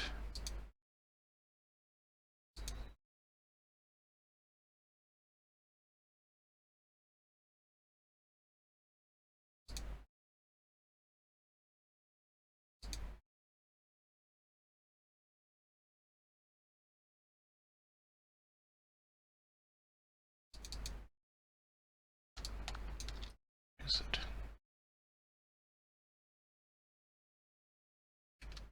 Why is it over there?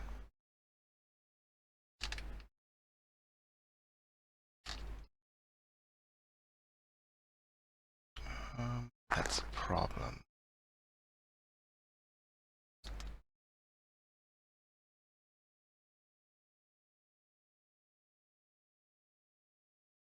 Damn it.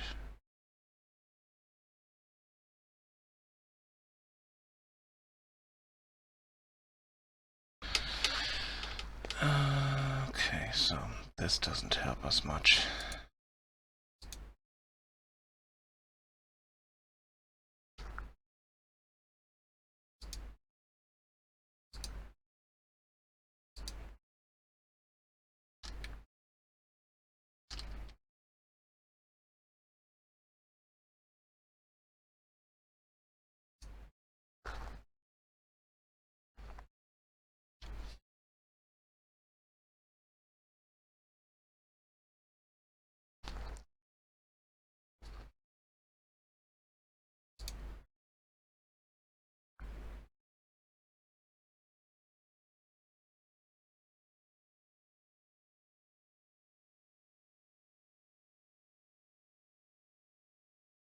The problem is I can't move this mesh because I'm not sure if it will work.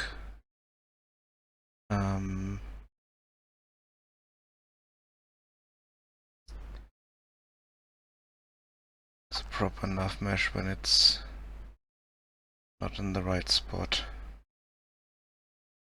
the right offset and stuff like that.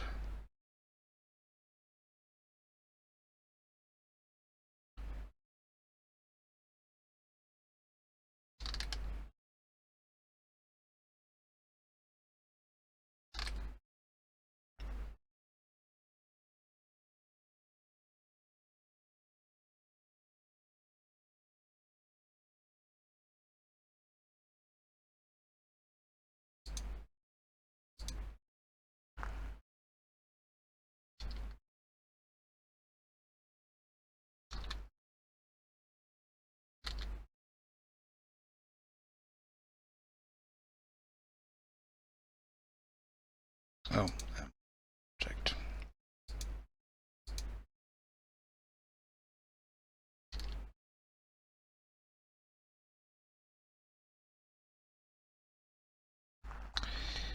Okay. Was it limited dissolve?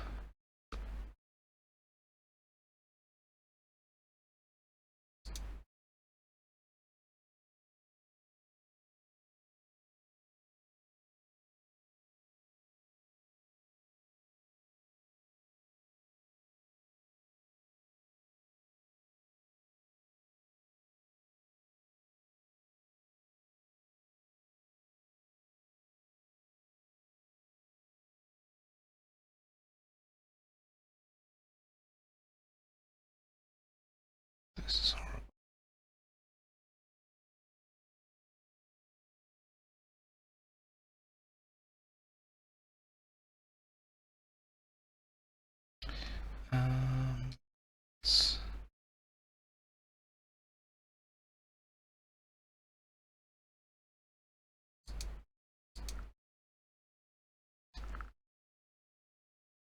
Let's triangulate that.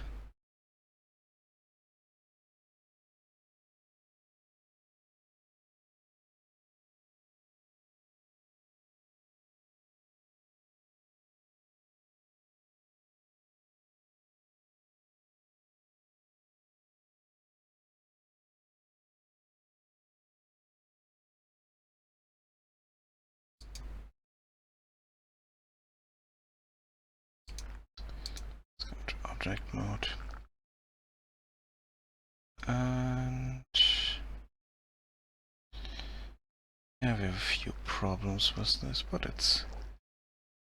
think it's not that important. Let's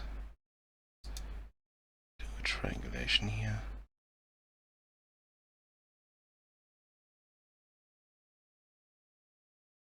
Maybe this will smooth out a few of the errors.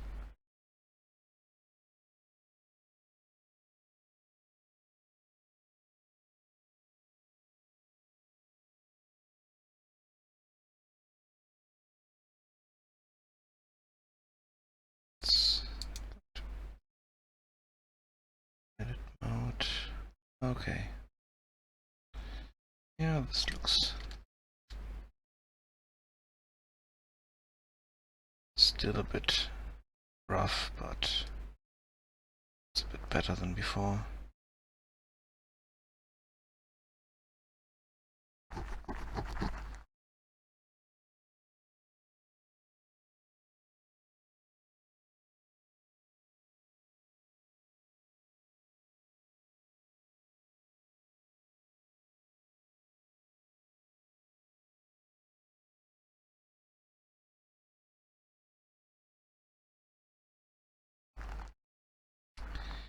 Okay, let's export this.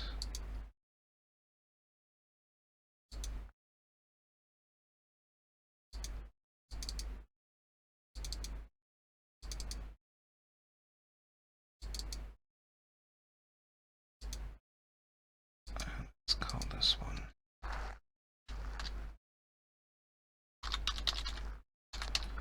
ordered. It's kind of wrong, but okay. And now we should import that.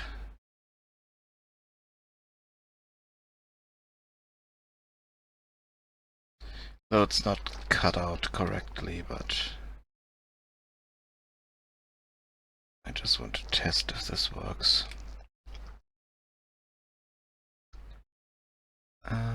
Let's find the right one. Is it?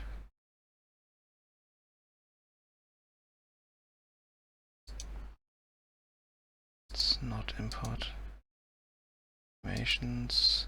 We don't need rig. Scale factors 1. Okay. There's no materials we need. Okay. We don't need light mapping UVs for those, because we only need the mesh.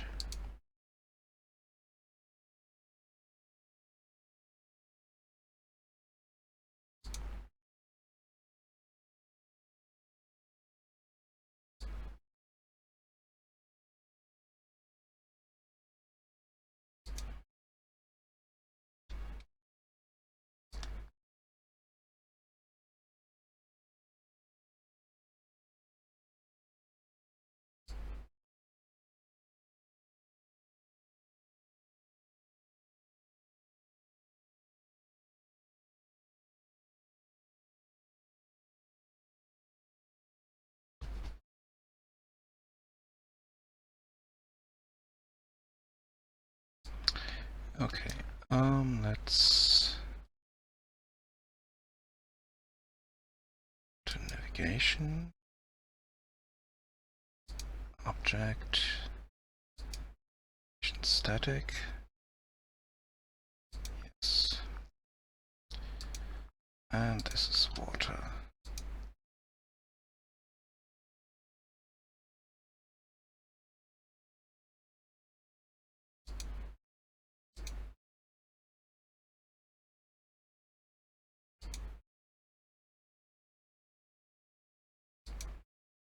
And let's bake that.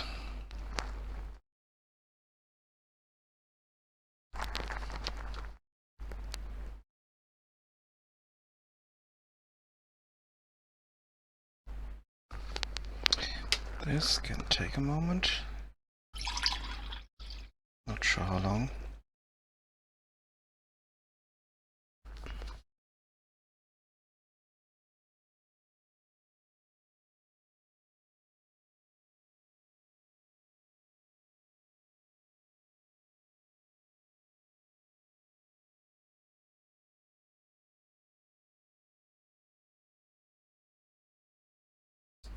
Can we do stuff down the mesh renderer?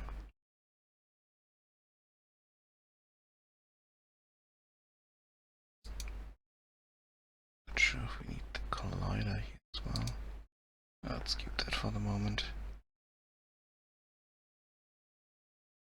And we don't need the blending. Don't need that object here.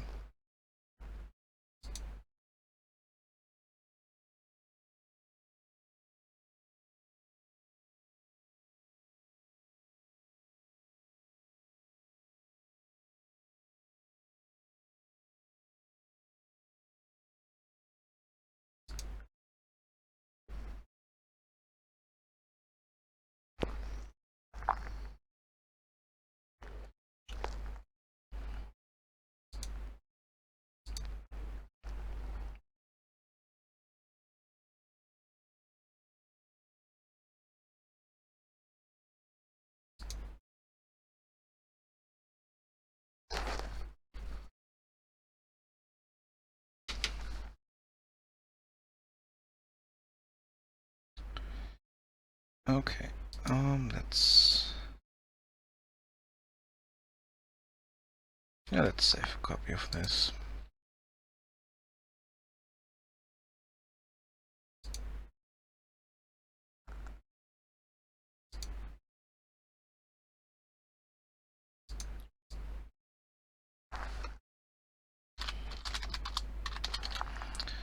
Maybe we can optimize it at some point.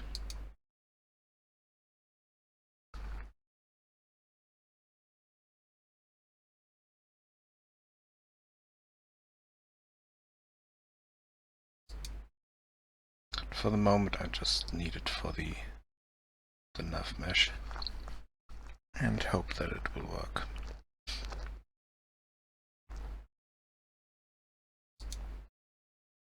Okay, I think I can close a few of these.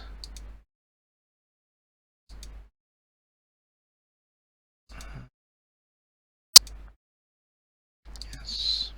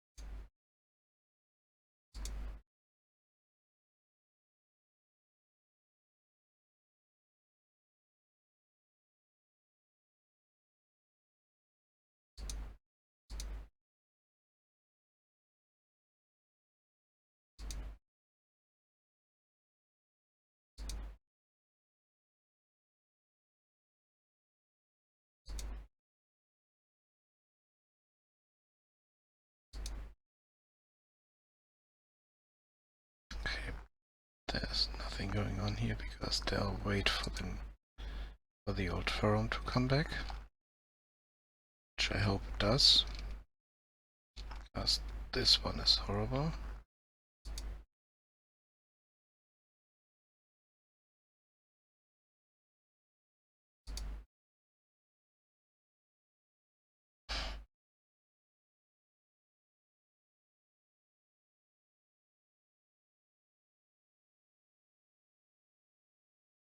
Okay.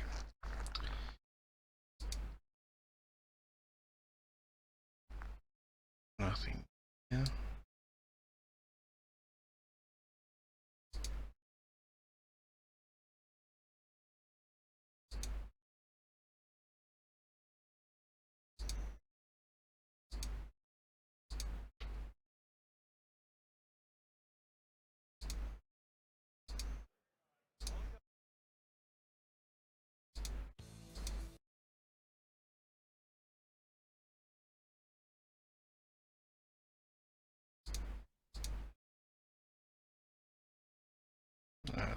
this.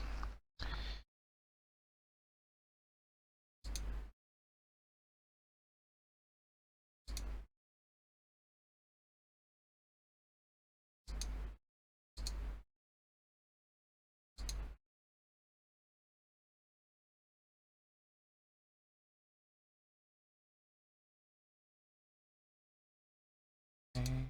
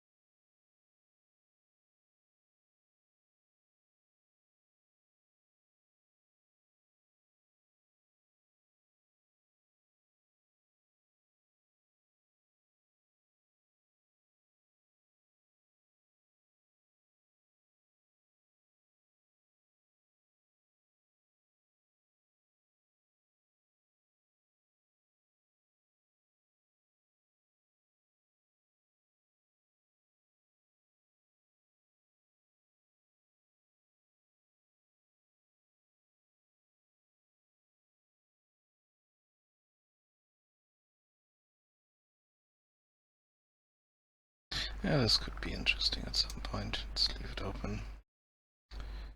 Let's leave that open. No, we don't need this.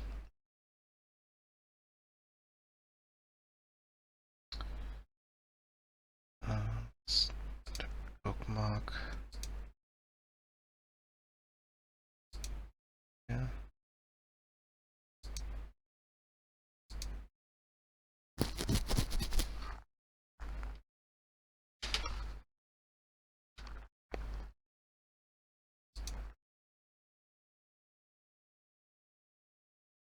This hasn't even started doing anything. Okay, I think that was a bad idea to do it now. Let's close this. Nope.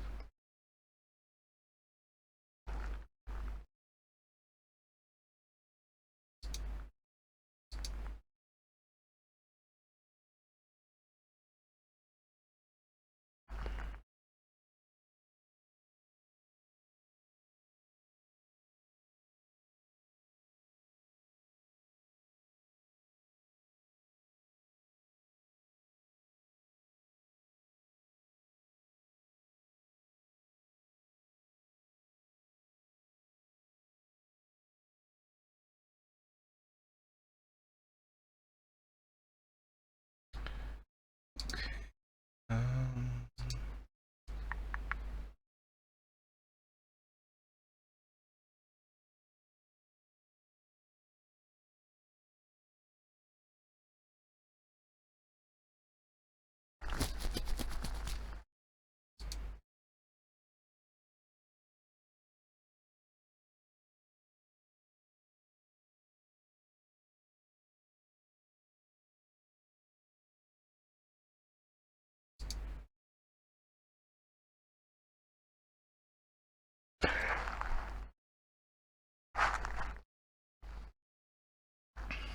okay, don't need this open. Inspectors here we don't need.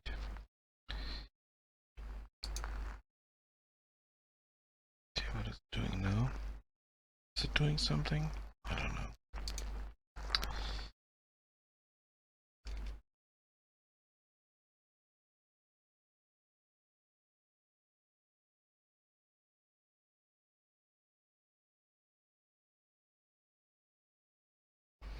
I mean, the color is still the same, so it hasn't changed anything yet.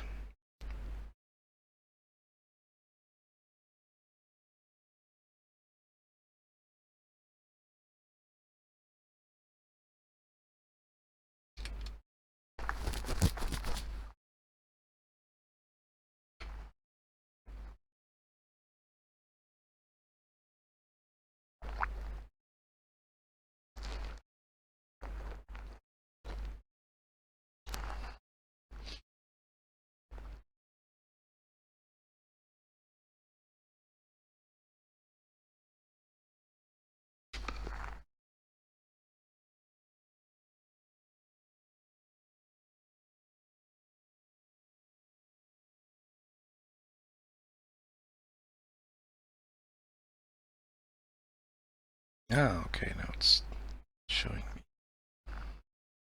something down there, but this will still take a long time. Okay, is there anything we can do over here somewhere?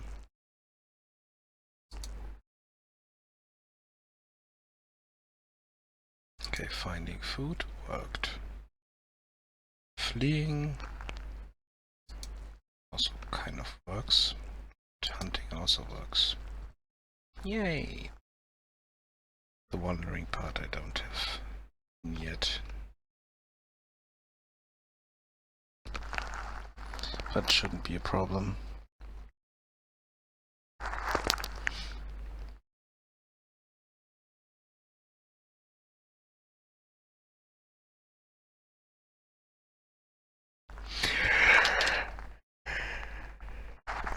Sorry about that.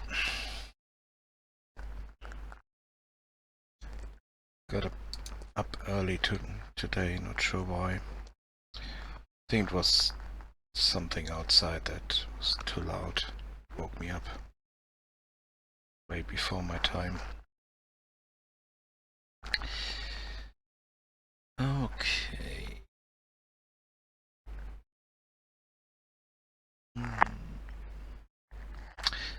Idea. Let's start up this.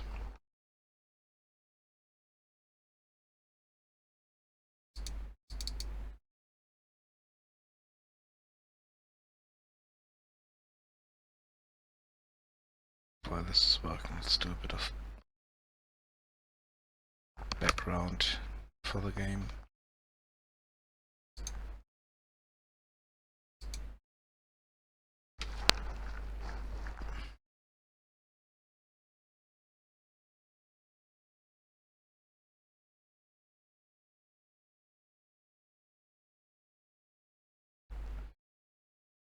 And here's something about the Drunken Wizard Lake.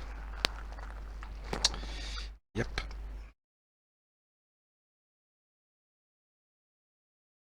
Quite important stuff. Let's see what else can we do in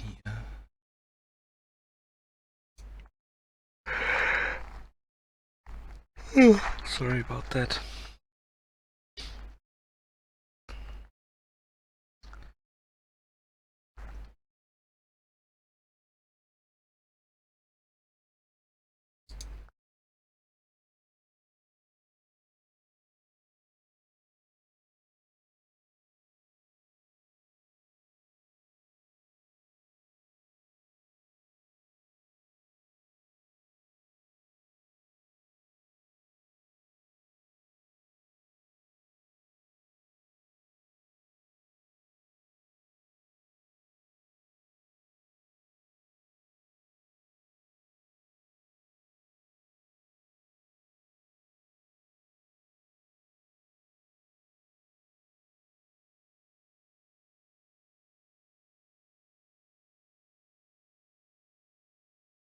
Oh, at some point I wanted to add underwater areas. Yeah. Not sure about those.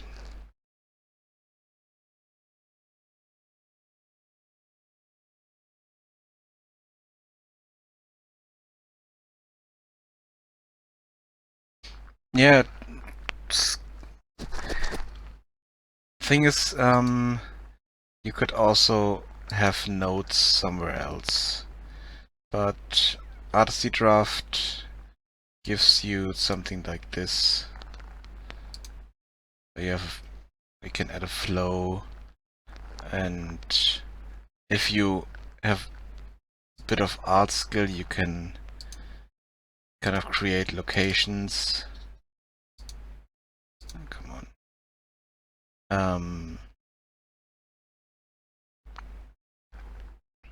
And then, for instance, the town here. Took a screenshot and added a few markers to it. I need to do the same for the rest. This is quite an old screenshot because I built the toolshed yet already, and it's hard to say because I mean, if you have, what is it at the moment?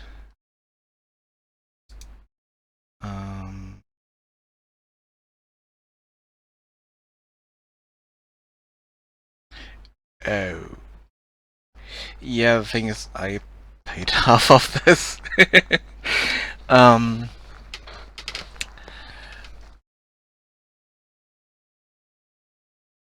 So yeah, no, I'm not sure. Only if you really have money over. Otherwise, I would say wait for a sale. Because if it's on sale, then yeah, I would say it's a good help for big projects and to create branching dialogue and stuff like that. Choices. Um,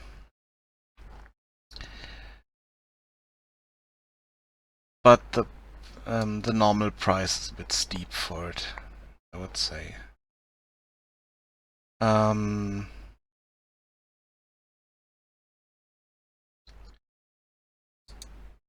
don't use all the features of it. I have use the flow here. I use a few entities for specific characters. And the thing is, you can use it for all kinds of projects. Yes, you can. You can export them as XML, as text documents and stuff like that. So, do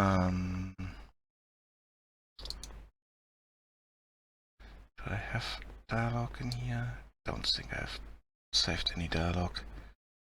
No.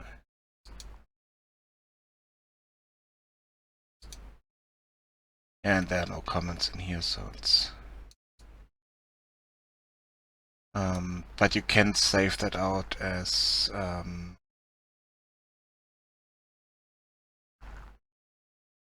XML, Word documents, I think OpenOffice. Yeah, okay, you can do Word export and vector graphic in this case. But for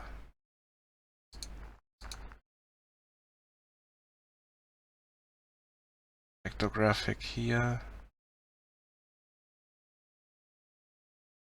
and there are other export options you can use. Thing is, I don't have any dialogue written, but if I go to creatures, I can export that as Word document if I want to.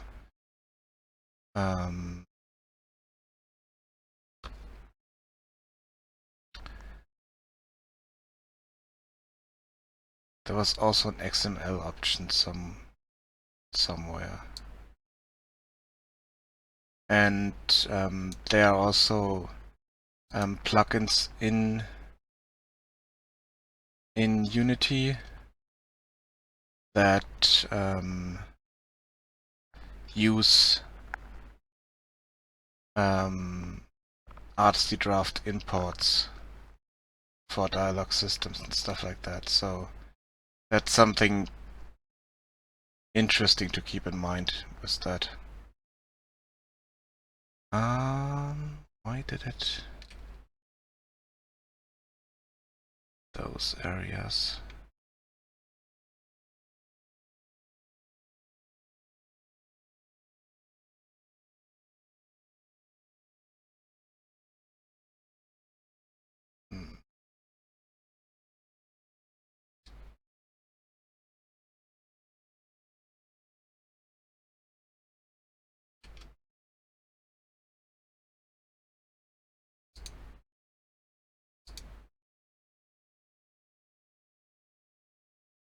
Let's see. Let's change our fish. Fishy, fish, fish.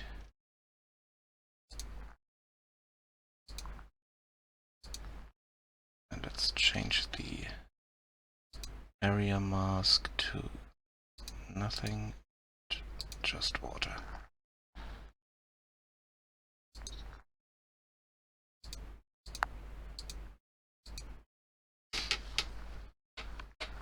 And see what happens now.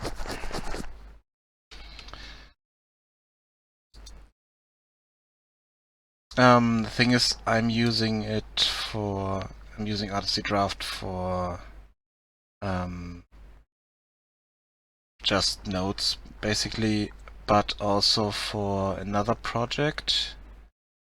That's a book.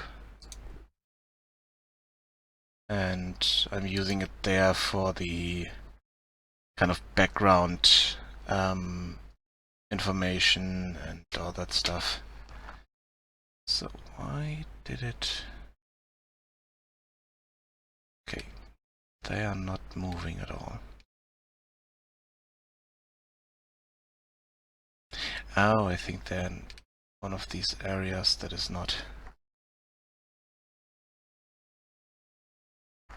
But the thing is, have a look at their website. Sometimes they have better deals there. I got it cheaper because I met them at some convention and got a promo code that way.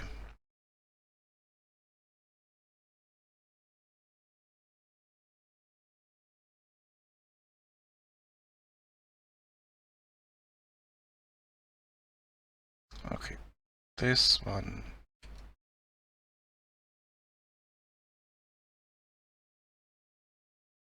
Got stuck. That's not good. Now let's have a look at the navigation mesh here. Yeah, okay. This is a problem because you have these islands in here that are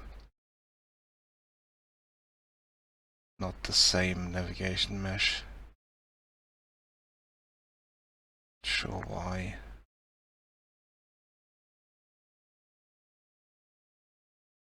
The corners are really rough. Some areas at least.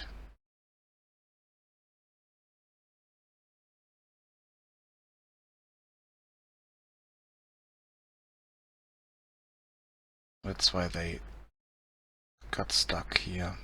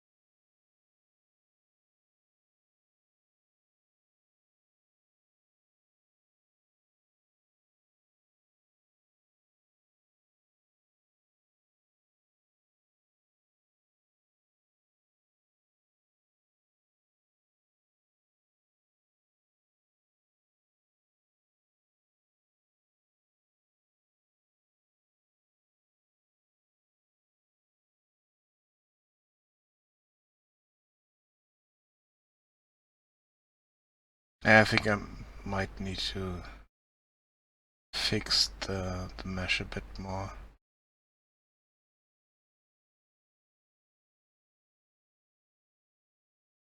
I really don't know why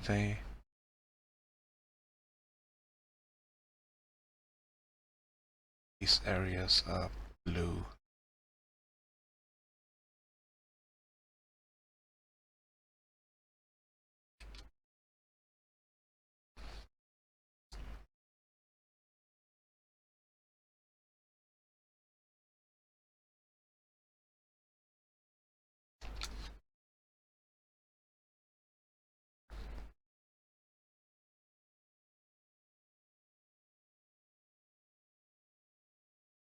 I mean, in the break I can completely remove the navigation mesh, completely clear it out, and then create it new.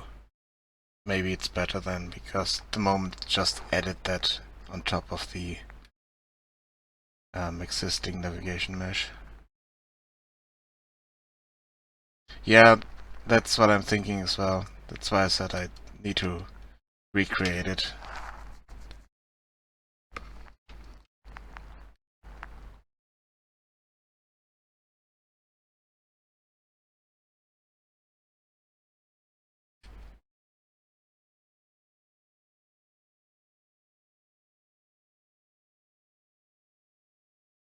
Even though there's only one navigation mesh for the whole map, but for some reason it doesn't create proper.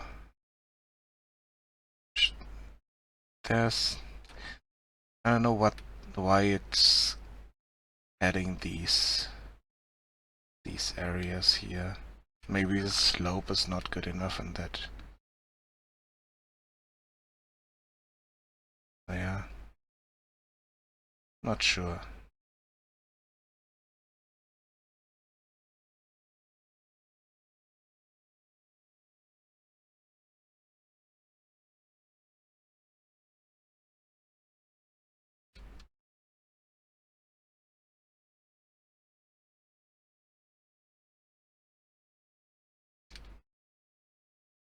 I mean, a few of them are stuck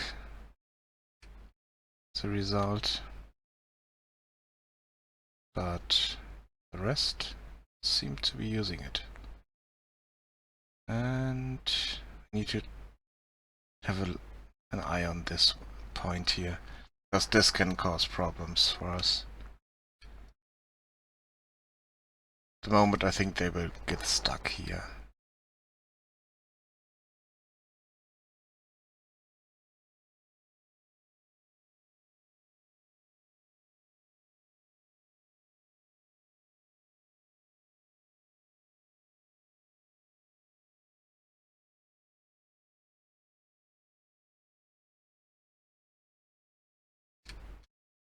Oh, the problem here is that our waypoint is a spot where they can't really get to it, because on the different navigation mesh.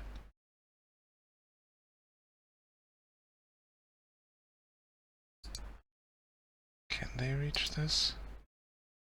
Yeah, they can reach it,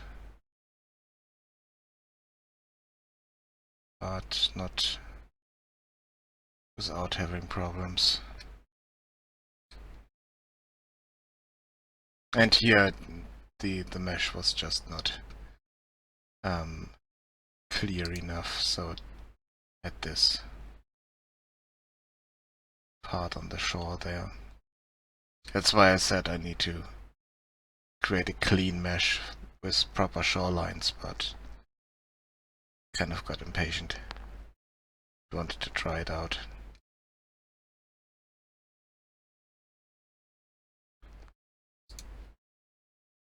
Okay, now this food source is gone, and they should try to find another one. But they're blocking each other here.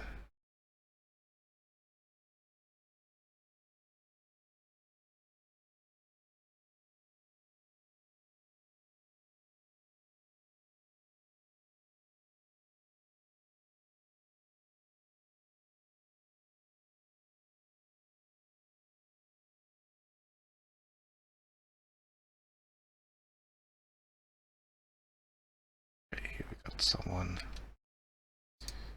trying to get to this waypoint.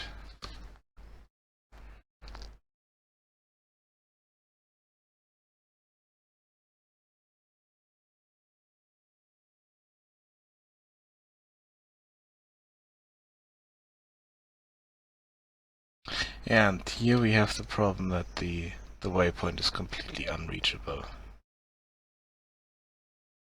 because of the different nav measures here. which is kind of a shame.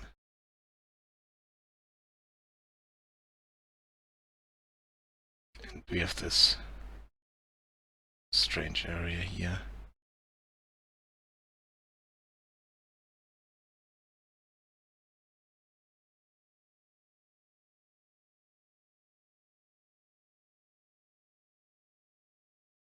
Yeah, okay, they're completely stuck in here. It's not good.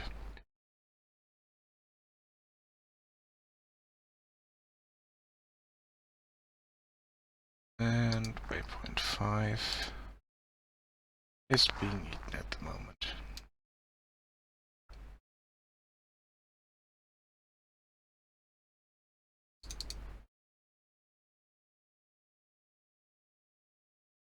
I have 2 fish here that are eating away at it.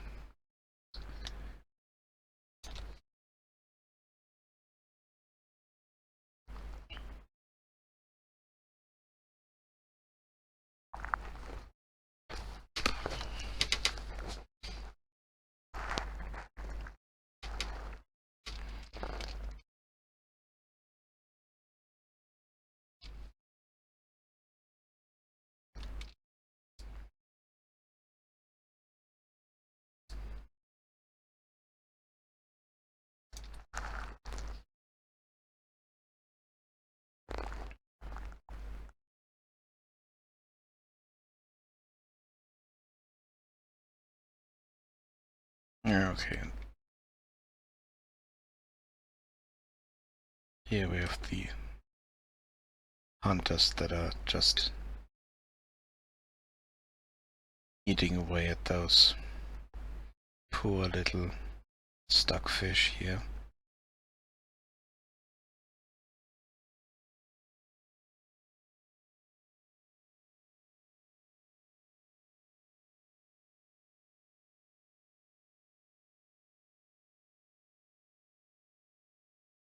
And though some of them are stuck themselves, so yeah, not that good. Oh, now they found another target.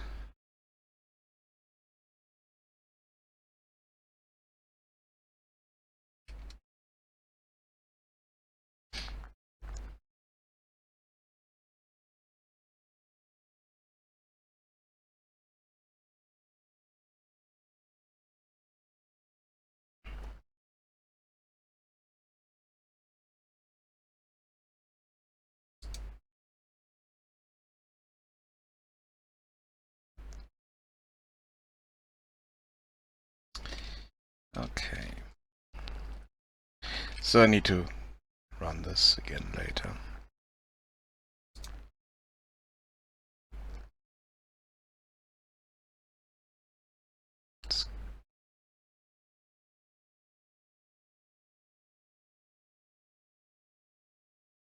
It's called Aquas, the water system.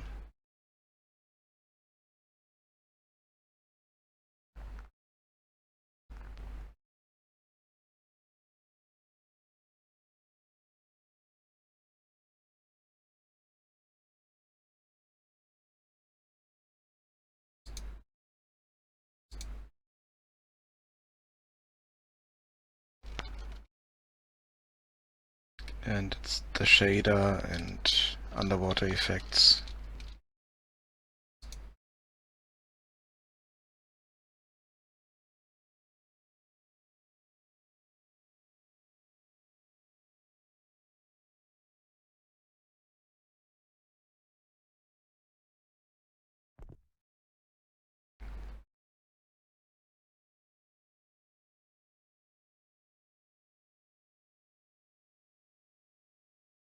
Okay, now performance is horrible because I removed the navigation mesh.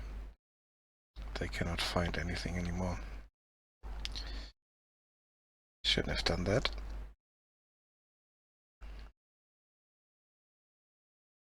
But I just wanted to show you the underwater effects. We got caustics on the ground and bubbles that spawn around the player. You're underwater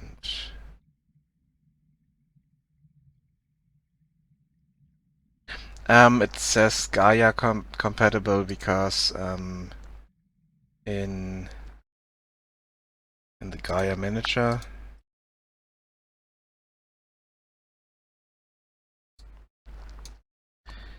you can easily click on this and add the water system and underwater effects with these buttons. It's just integrated into the Gaia manager and easier to set up and configure. That's why it says that.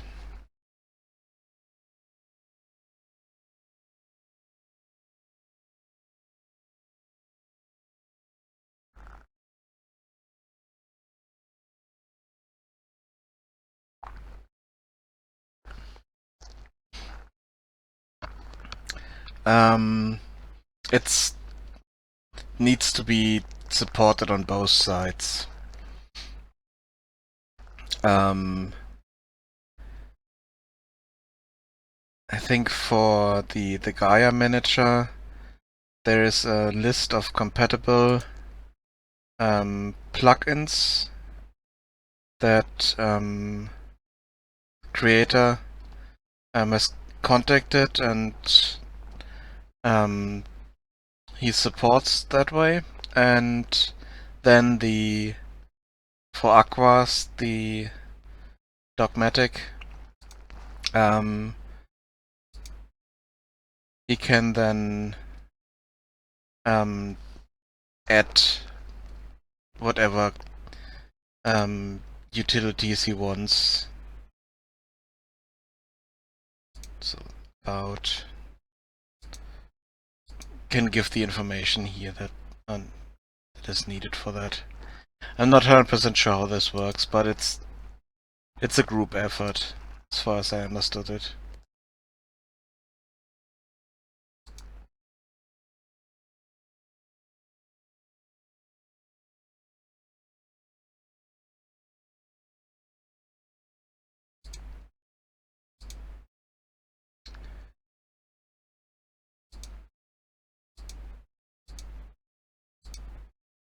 Interesting.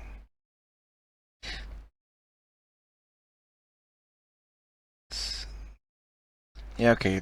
Sometimes it's just information about this. So if I click display page, then we'll go to the store page. For instance, here, the exterior kit I use for the buildings and stuff like that. But there's no real integration into the system.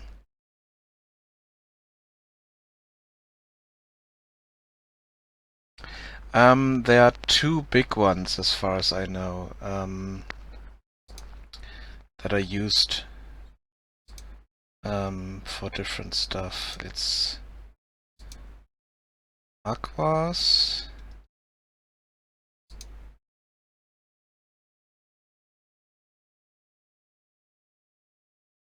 and then there is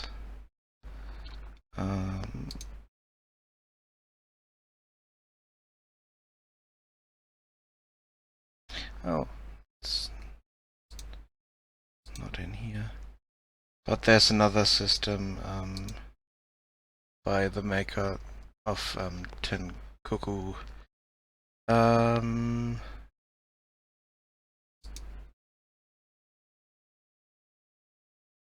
This water system here.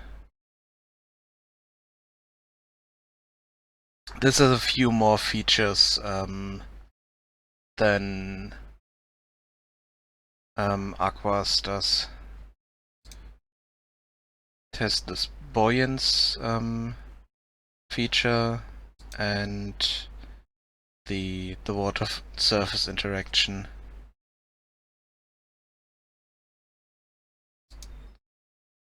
And a bit more control over shorelines and stuff like that.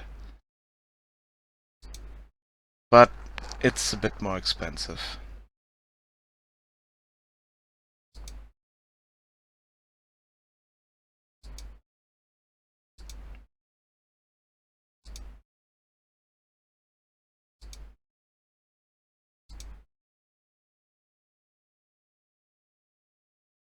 So those are the two big ones apart from the standard Unity system, which is also not that bad, but doesn't have any effects for underwater and stuff like that. So I'm not sure if they have caustics and proper underwater effects. No. Yeah, okay, there are underwater effects. Even though it looks clearer than the other one.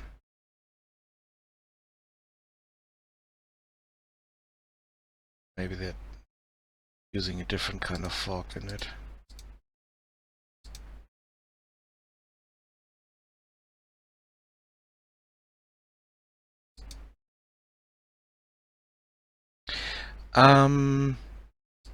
Aquas?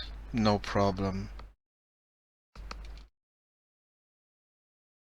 All the performance issues I have are self-created. With my fish here, that's all the performance thing. I have problems at the moment, but not the water. So I'm not sure. Maybe the effects always have an impact on performance at some point, but I think it's optimized enough so far, at least. But for more, you need to go to the forum and have a look there, because I don't know. There might be problems, but like I said, I don't know.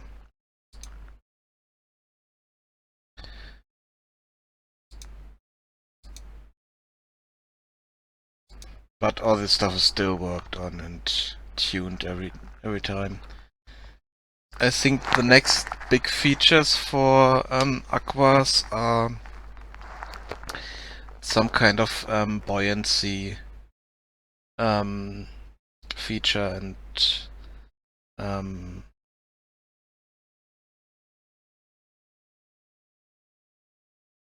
not sure if they will add some kind of help to make swimming easier. But the thing is, as soon as you get into the water, the system knows that you're underwater, so it shouldn't be much of a problem to just figure out, okay, when you're in the water, now change to your swimming movement. I think there are also a few tips in the forums for just that.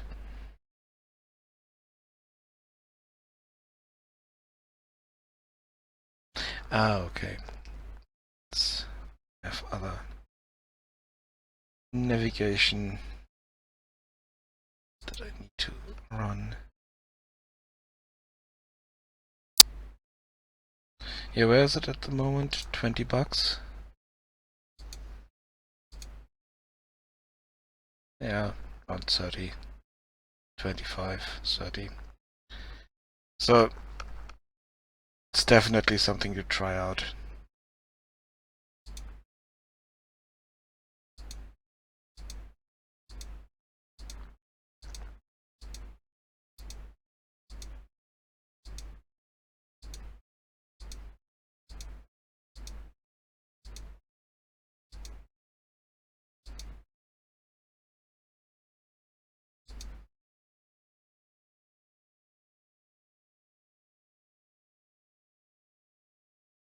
Oh, and this is the quick setup that comes with Aquas itself. But this is basically integrated into the into the Gaia compatibility. Strange words. And so that you can have this in the Gaia manager.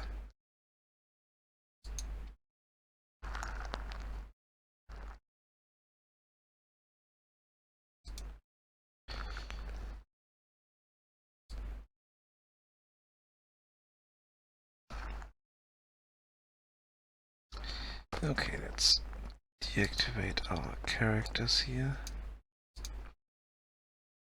Just jump into the water and see what it... how the underwater effects work. Thing is, there are a few things that I don't really like about the bubbles, for instance, because they are not just particle effect, but they are a game object that's sitting in your hierarchy. And if I jump into the water, you see a lot of small bubble clones here that kind of clutter up the hierarchy.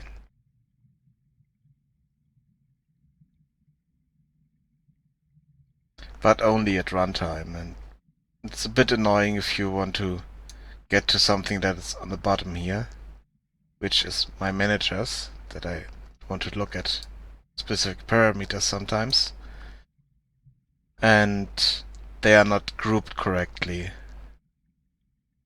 Yeah, I think they are pooled. The thing is, there's no performance impact with them, so it's not a problem in that regard, but they are not parented correctly. And I need to contact the creator if he can parent them to a specific game object so that they're not...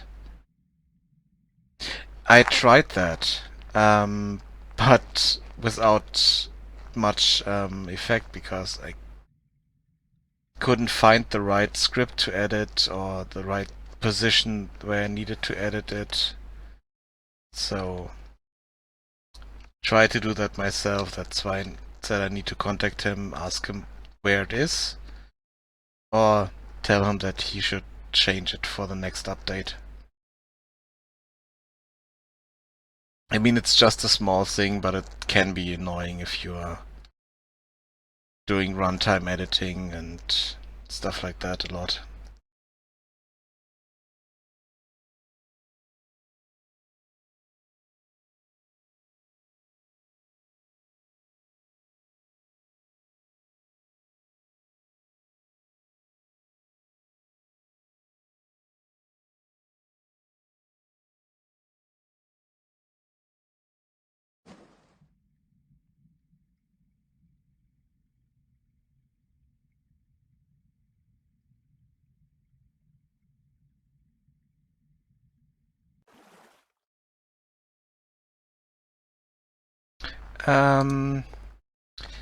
Yes and no.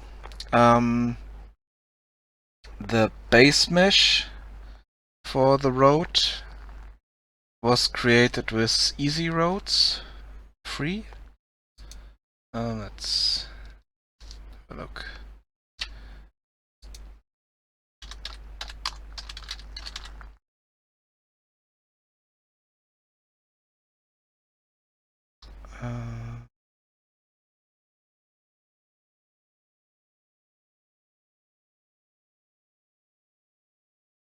It's the free version. This is the pro version, but there's also a free version of this.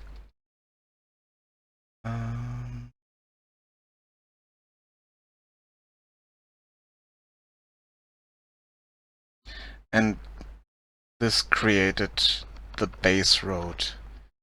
But I then changed it.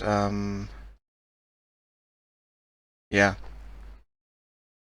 The thing is, I optimized the mesh because it was too high poly for my taste. And then I added RTP for geometry blending. And thing is, I changed the mesh a lot.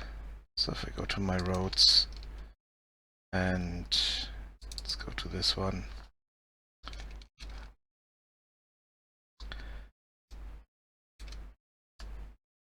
Especially around here, I worked a lot on these cliffs, and as a result, the road changed a lot. But I wanted to have it blended on the sides and bit raised. That's why I used the blended object long normals feature here and used it there. But the problem is that it is ignored by Gaia.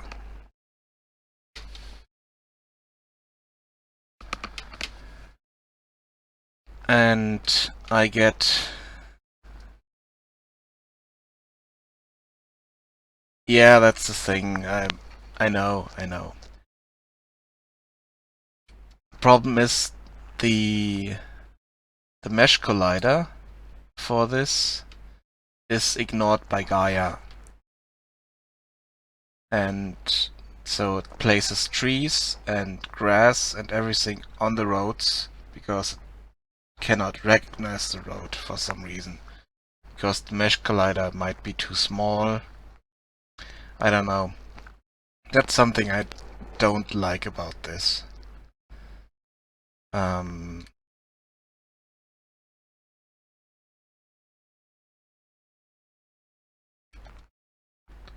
Especially with grass.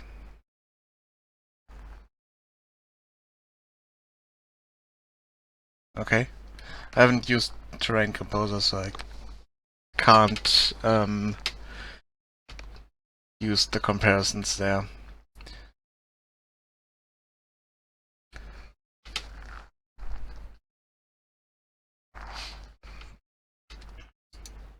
But I've heard that Terrain Composer has a few interesting features that I might like.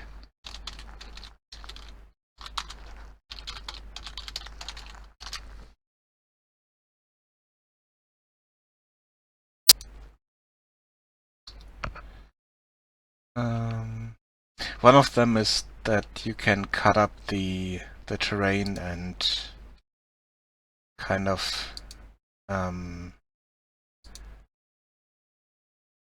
create smaller terrains out of a big terrain in Terrain Composer. At least that's what I heard. Not sure if it really works that way.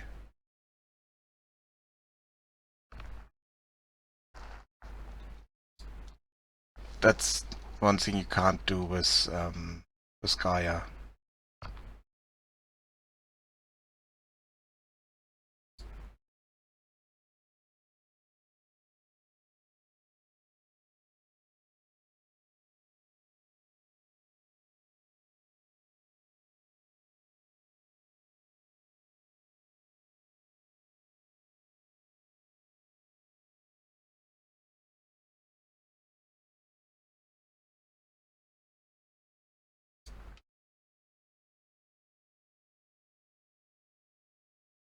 Ah, okay.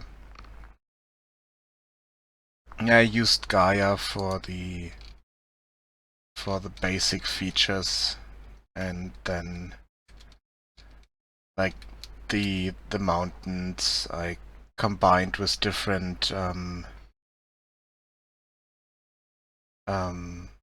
height maps through the stamper in Gaia. You can select height map.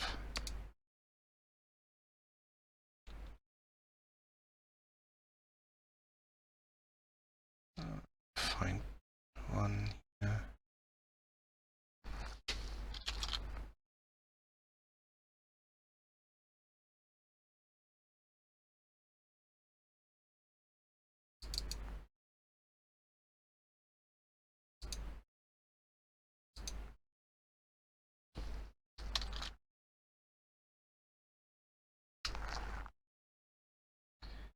Okay. Let's go to Gaia and stems. And here we have lakes. News. If you go to the stamper.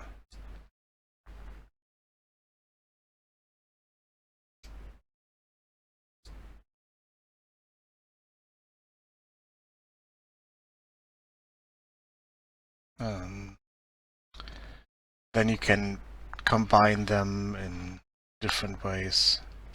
You can change the width of it, make it smaller, and then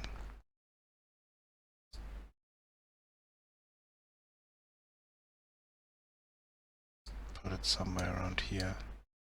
Then it will kind of blend with the rest of the pieces you have there.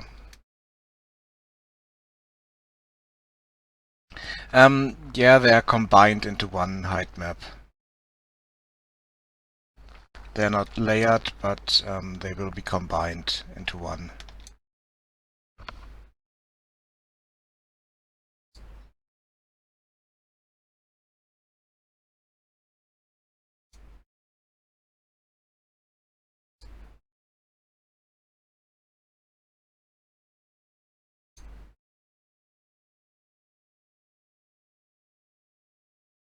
And that's how I created the mountains around here.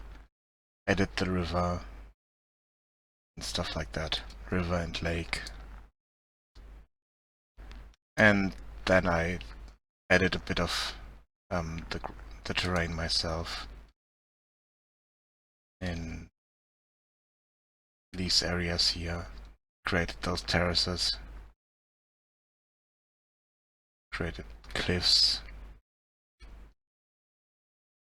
And I worked a lot on this walkway here, this road, and this one over here. At some point I had rocks and kind of cliff pieces stuck to this, but didn't look that good. And the problem was that the stone was a completely different color because it was free stones from the asset store and didn't really fit.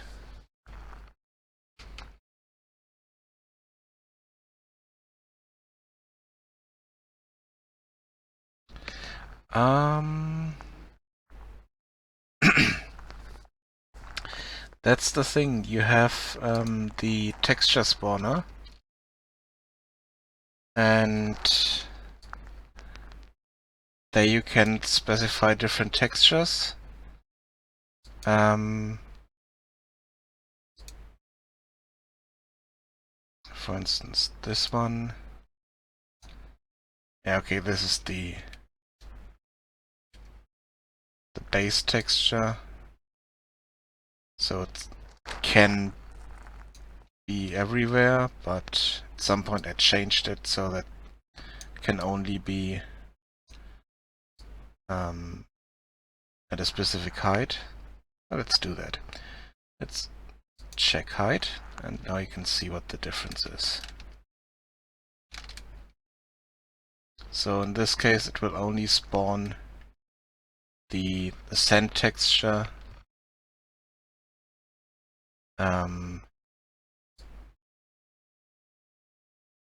at a specific height. You can also have slopes, proximity, check for different textures and stuff like that.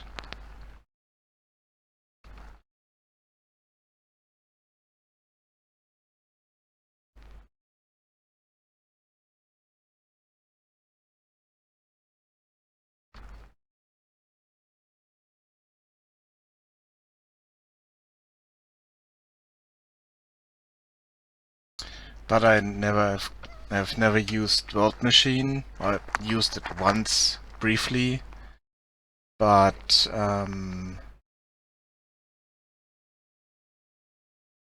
didn't get far with it because it looked really complicated. I followed the tutorial and kind of created the result the tutorial gave, but not really in a way I liked, and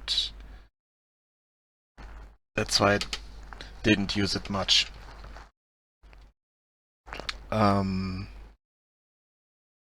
I haven't used Terrain Composer.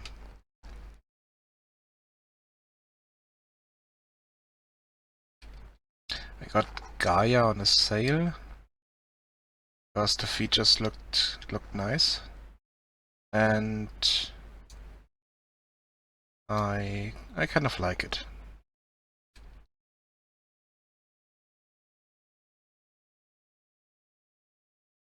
For one thing, let's remove this. One thing that wasn't created was the grass, and in this case I have this. Oh, why is this still working? Interesting. Oh yeah, I was using the group spawner. You can run different spawners more than once. And that's also a nice feature here. You can spawn game objects on the terrain. Stuff like that.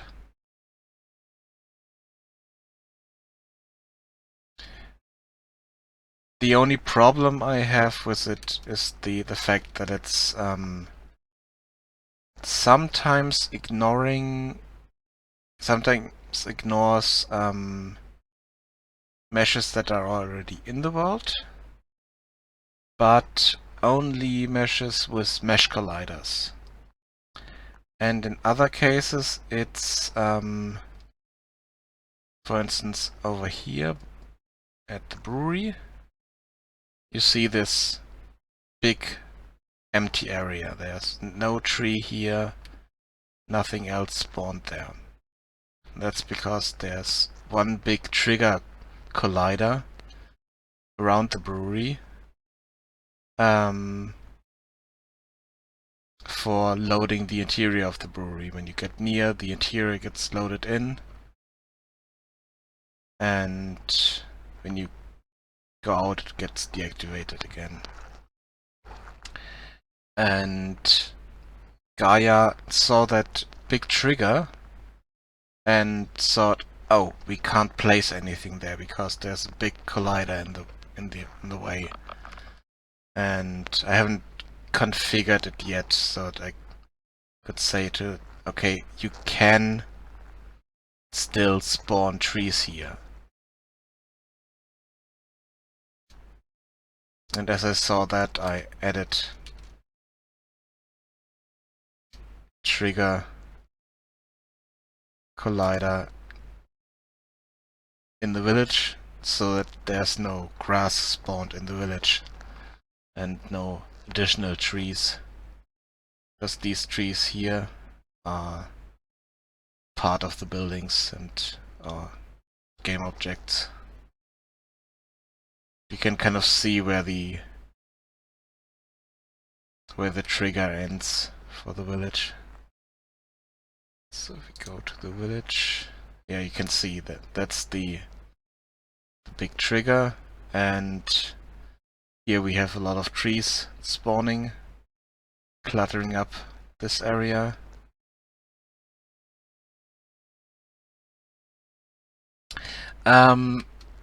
Maybe you can, but I haven't figured out yet how. The thing is, let's go here. Let's cancel this because it doesn't really work the way I want it to. Let's go here and go to the visualizer. You have noise masks. You have different collision layers you can put your stuff on, but the terrain uses the default layer. I could set the specific colliders on different layers so that they will be ignored. Let's try something here for the roads. I think I have done that, yes. Let's put this to default. Yep.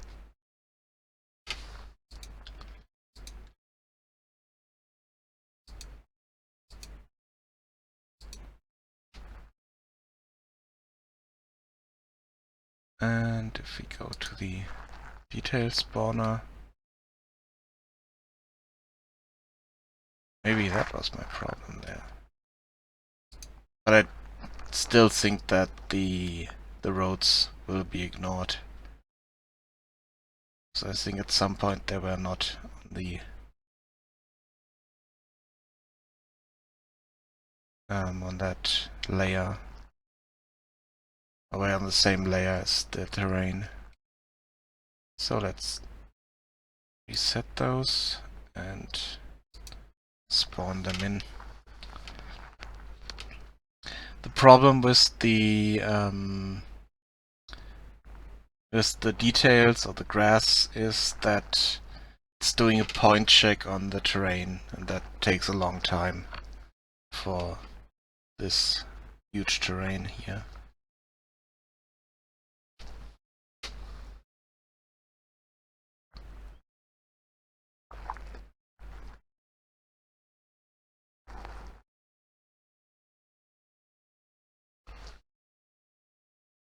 So that's why I'm rarely doing those spawners when I'm streaming, because it's just a progress bar, nothing interesting to watch. But I just want to check if this might help with my road problem.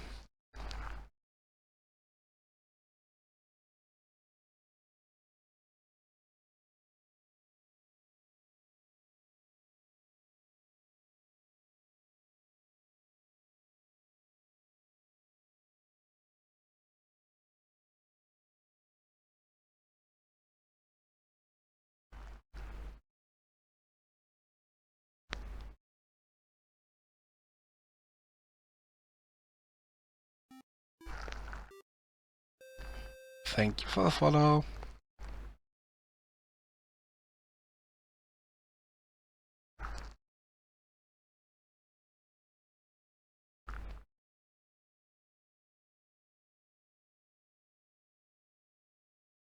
Hello, how are you?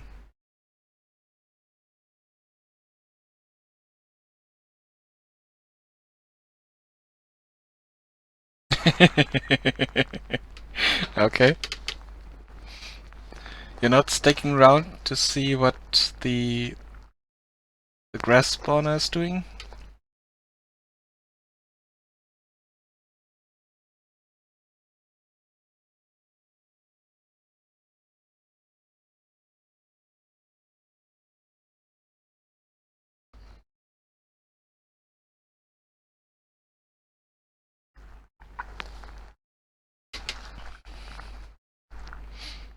Because I think it will still ignore.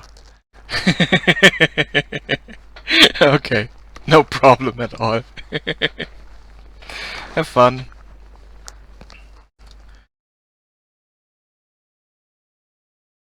Ooh, nice.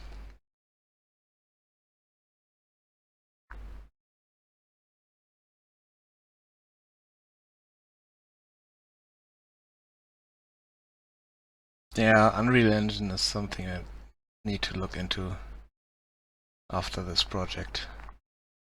Because I started a project in Unreal Engine, and that's the next thing I want to work on after this.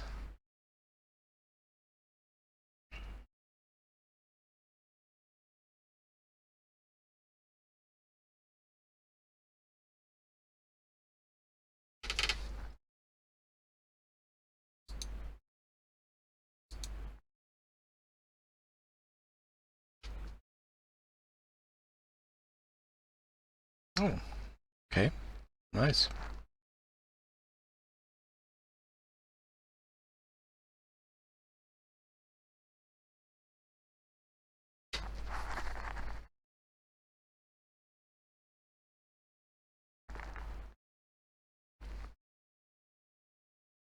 Did you create all those trees and grass and plants yourself? Or is it part of a pack you use?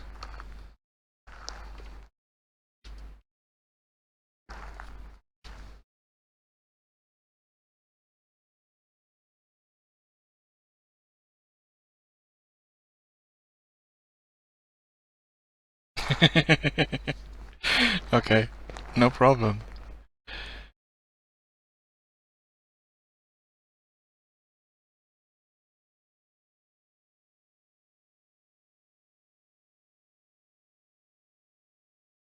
But the thing is, low poly stuff like that is a good thing to start building and learning a bit of 3D program usage.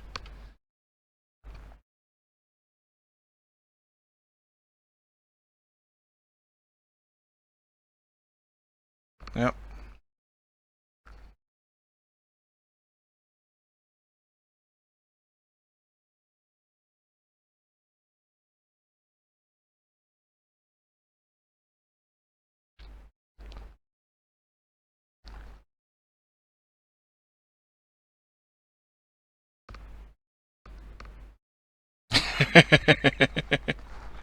Okay, that's good. If you have an artist that helps you out, that's awesome. Yeah.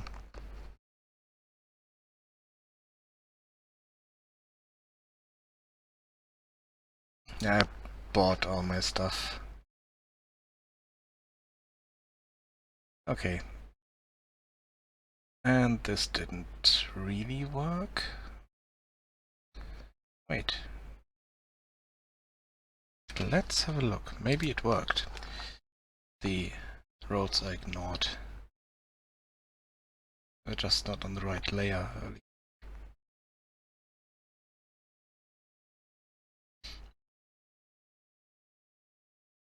Yeah, the trees I'm using the moment are from the asset store, or the textures are from some asset I'm using, or from the asset store itself. Ah, no, that didn't work.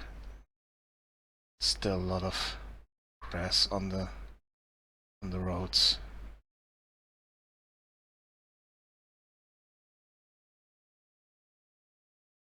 Yeah, nope. That didn't work.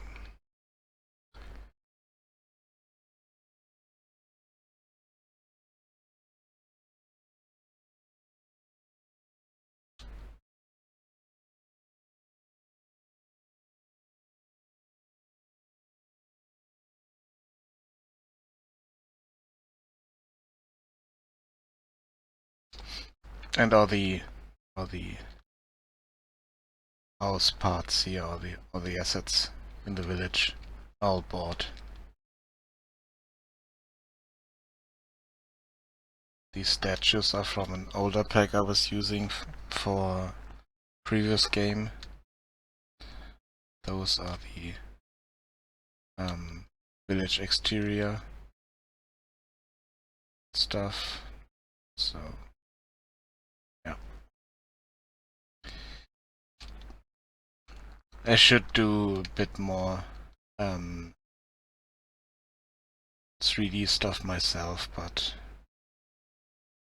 problem is I'm really bad at texturing, so unless I have a program that really helps me texture paint, like Substance Painter, I'm completely useless with creating models.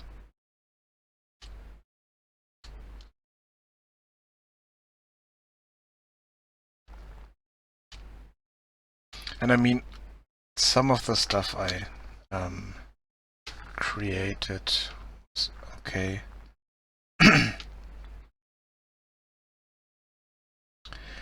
Why is it not showing up here? Oh, do we not? Is this broken again? No?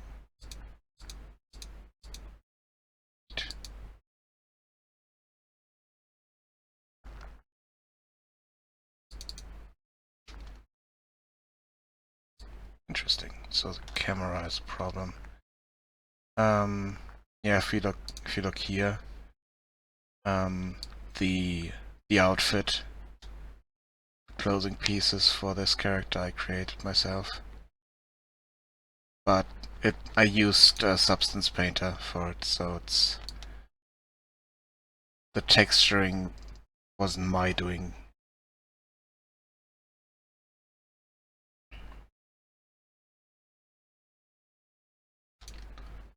Used stuff that was in Substance Painter and just added it in here.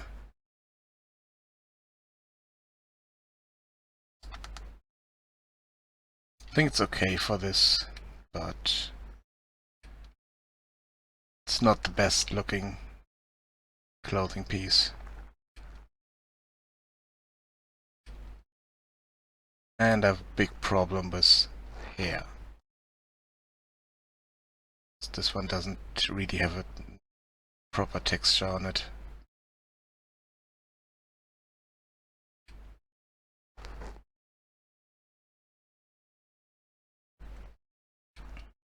Because I'm useless with textures. There's supposed to be braids here and stuff like that. I mean, it has a normal map that's created from high poly, but it still doesn't look good.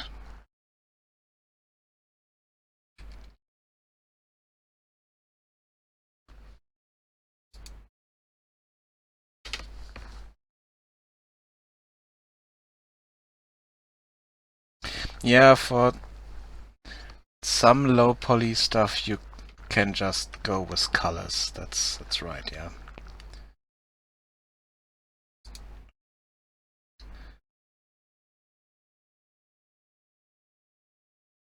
Just flat colors.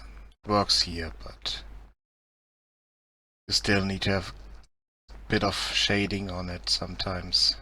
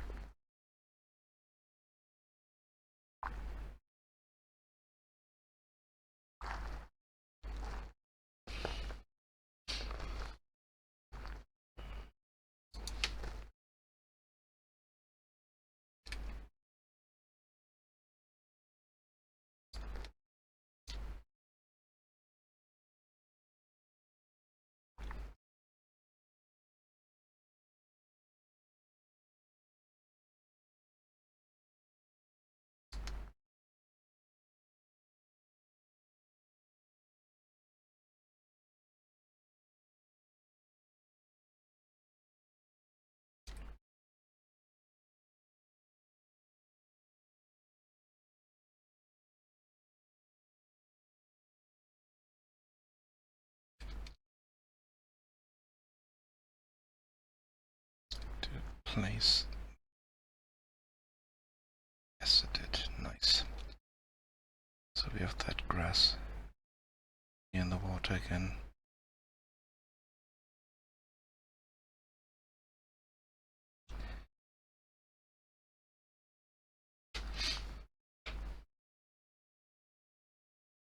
Yeah, the thing is, maybe I could do it with when I'm doing it more than once, but so far I haven't created any good looking textures apart from using Substance Painter.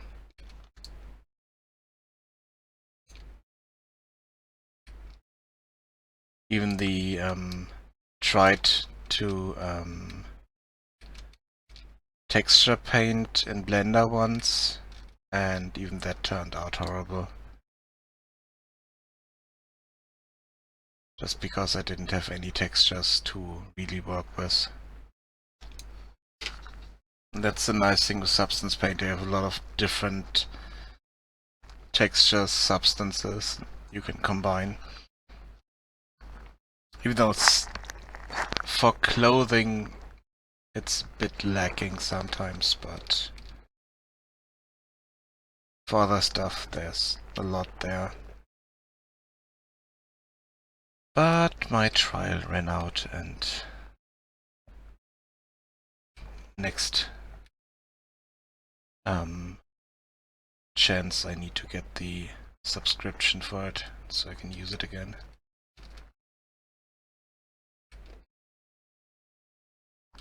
Because it's an awesome program.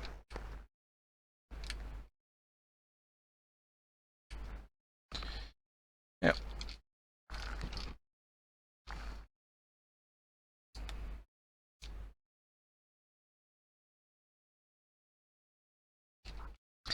Okay, I think I will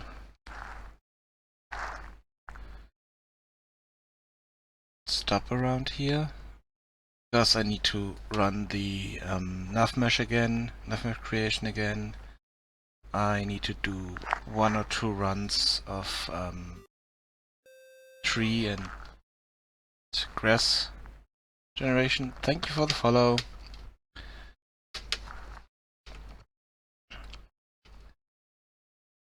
And then I can test out the navigation mesh issues that I have had with the lake here.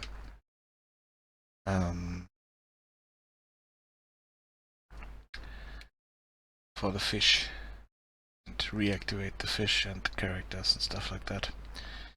So I will be back in roughly 4 hours for my evening stream, and see you guys then. Otherwise, see you guys later at some point. Bye bye.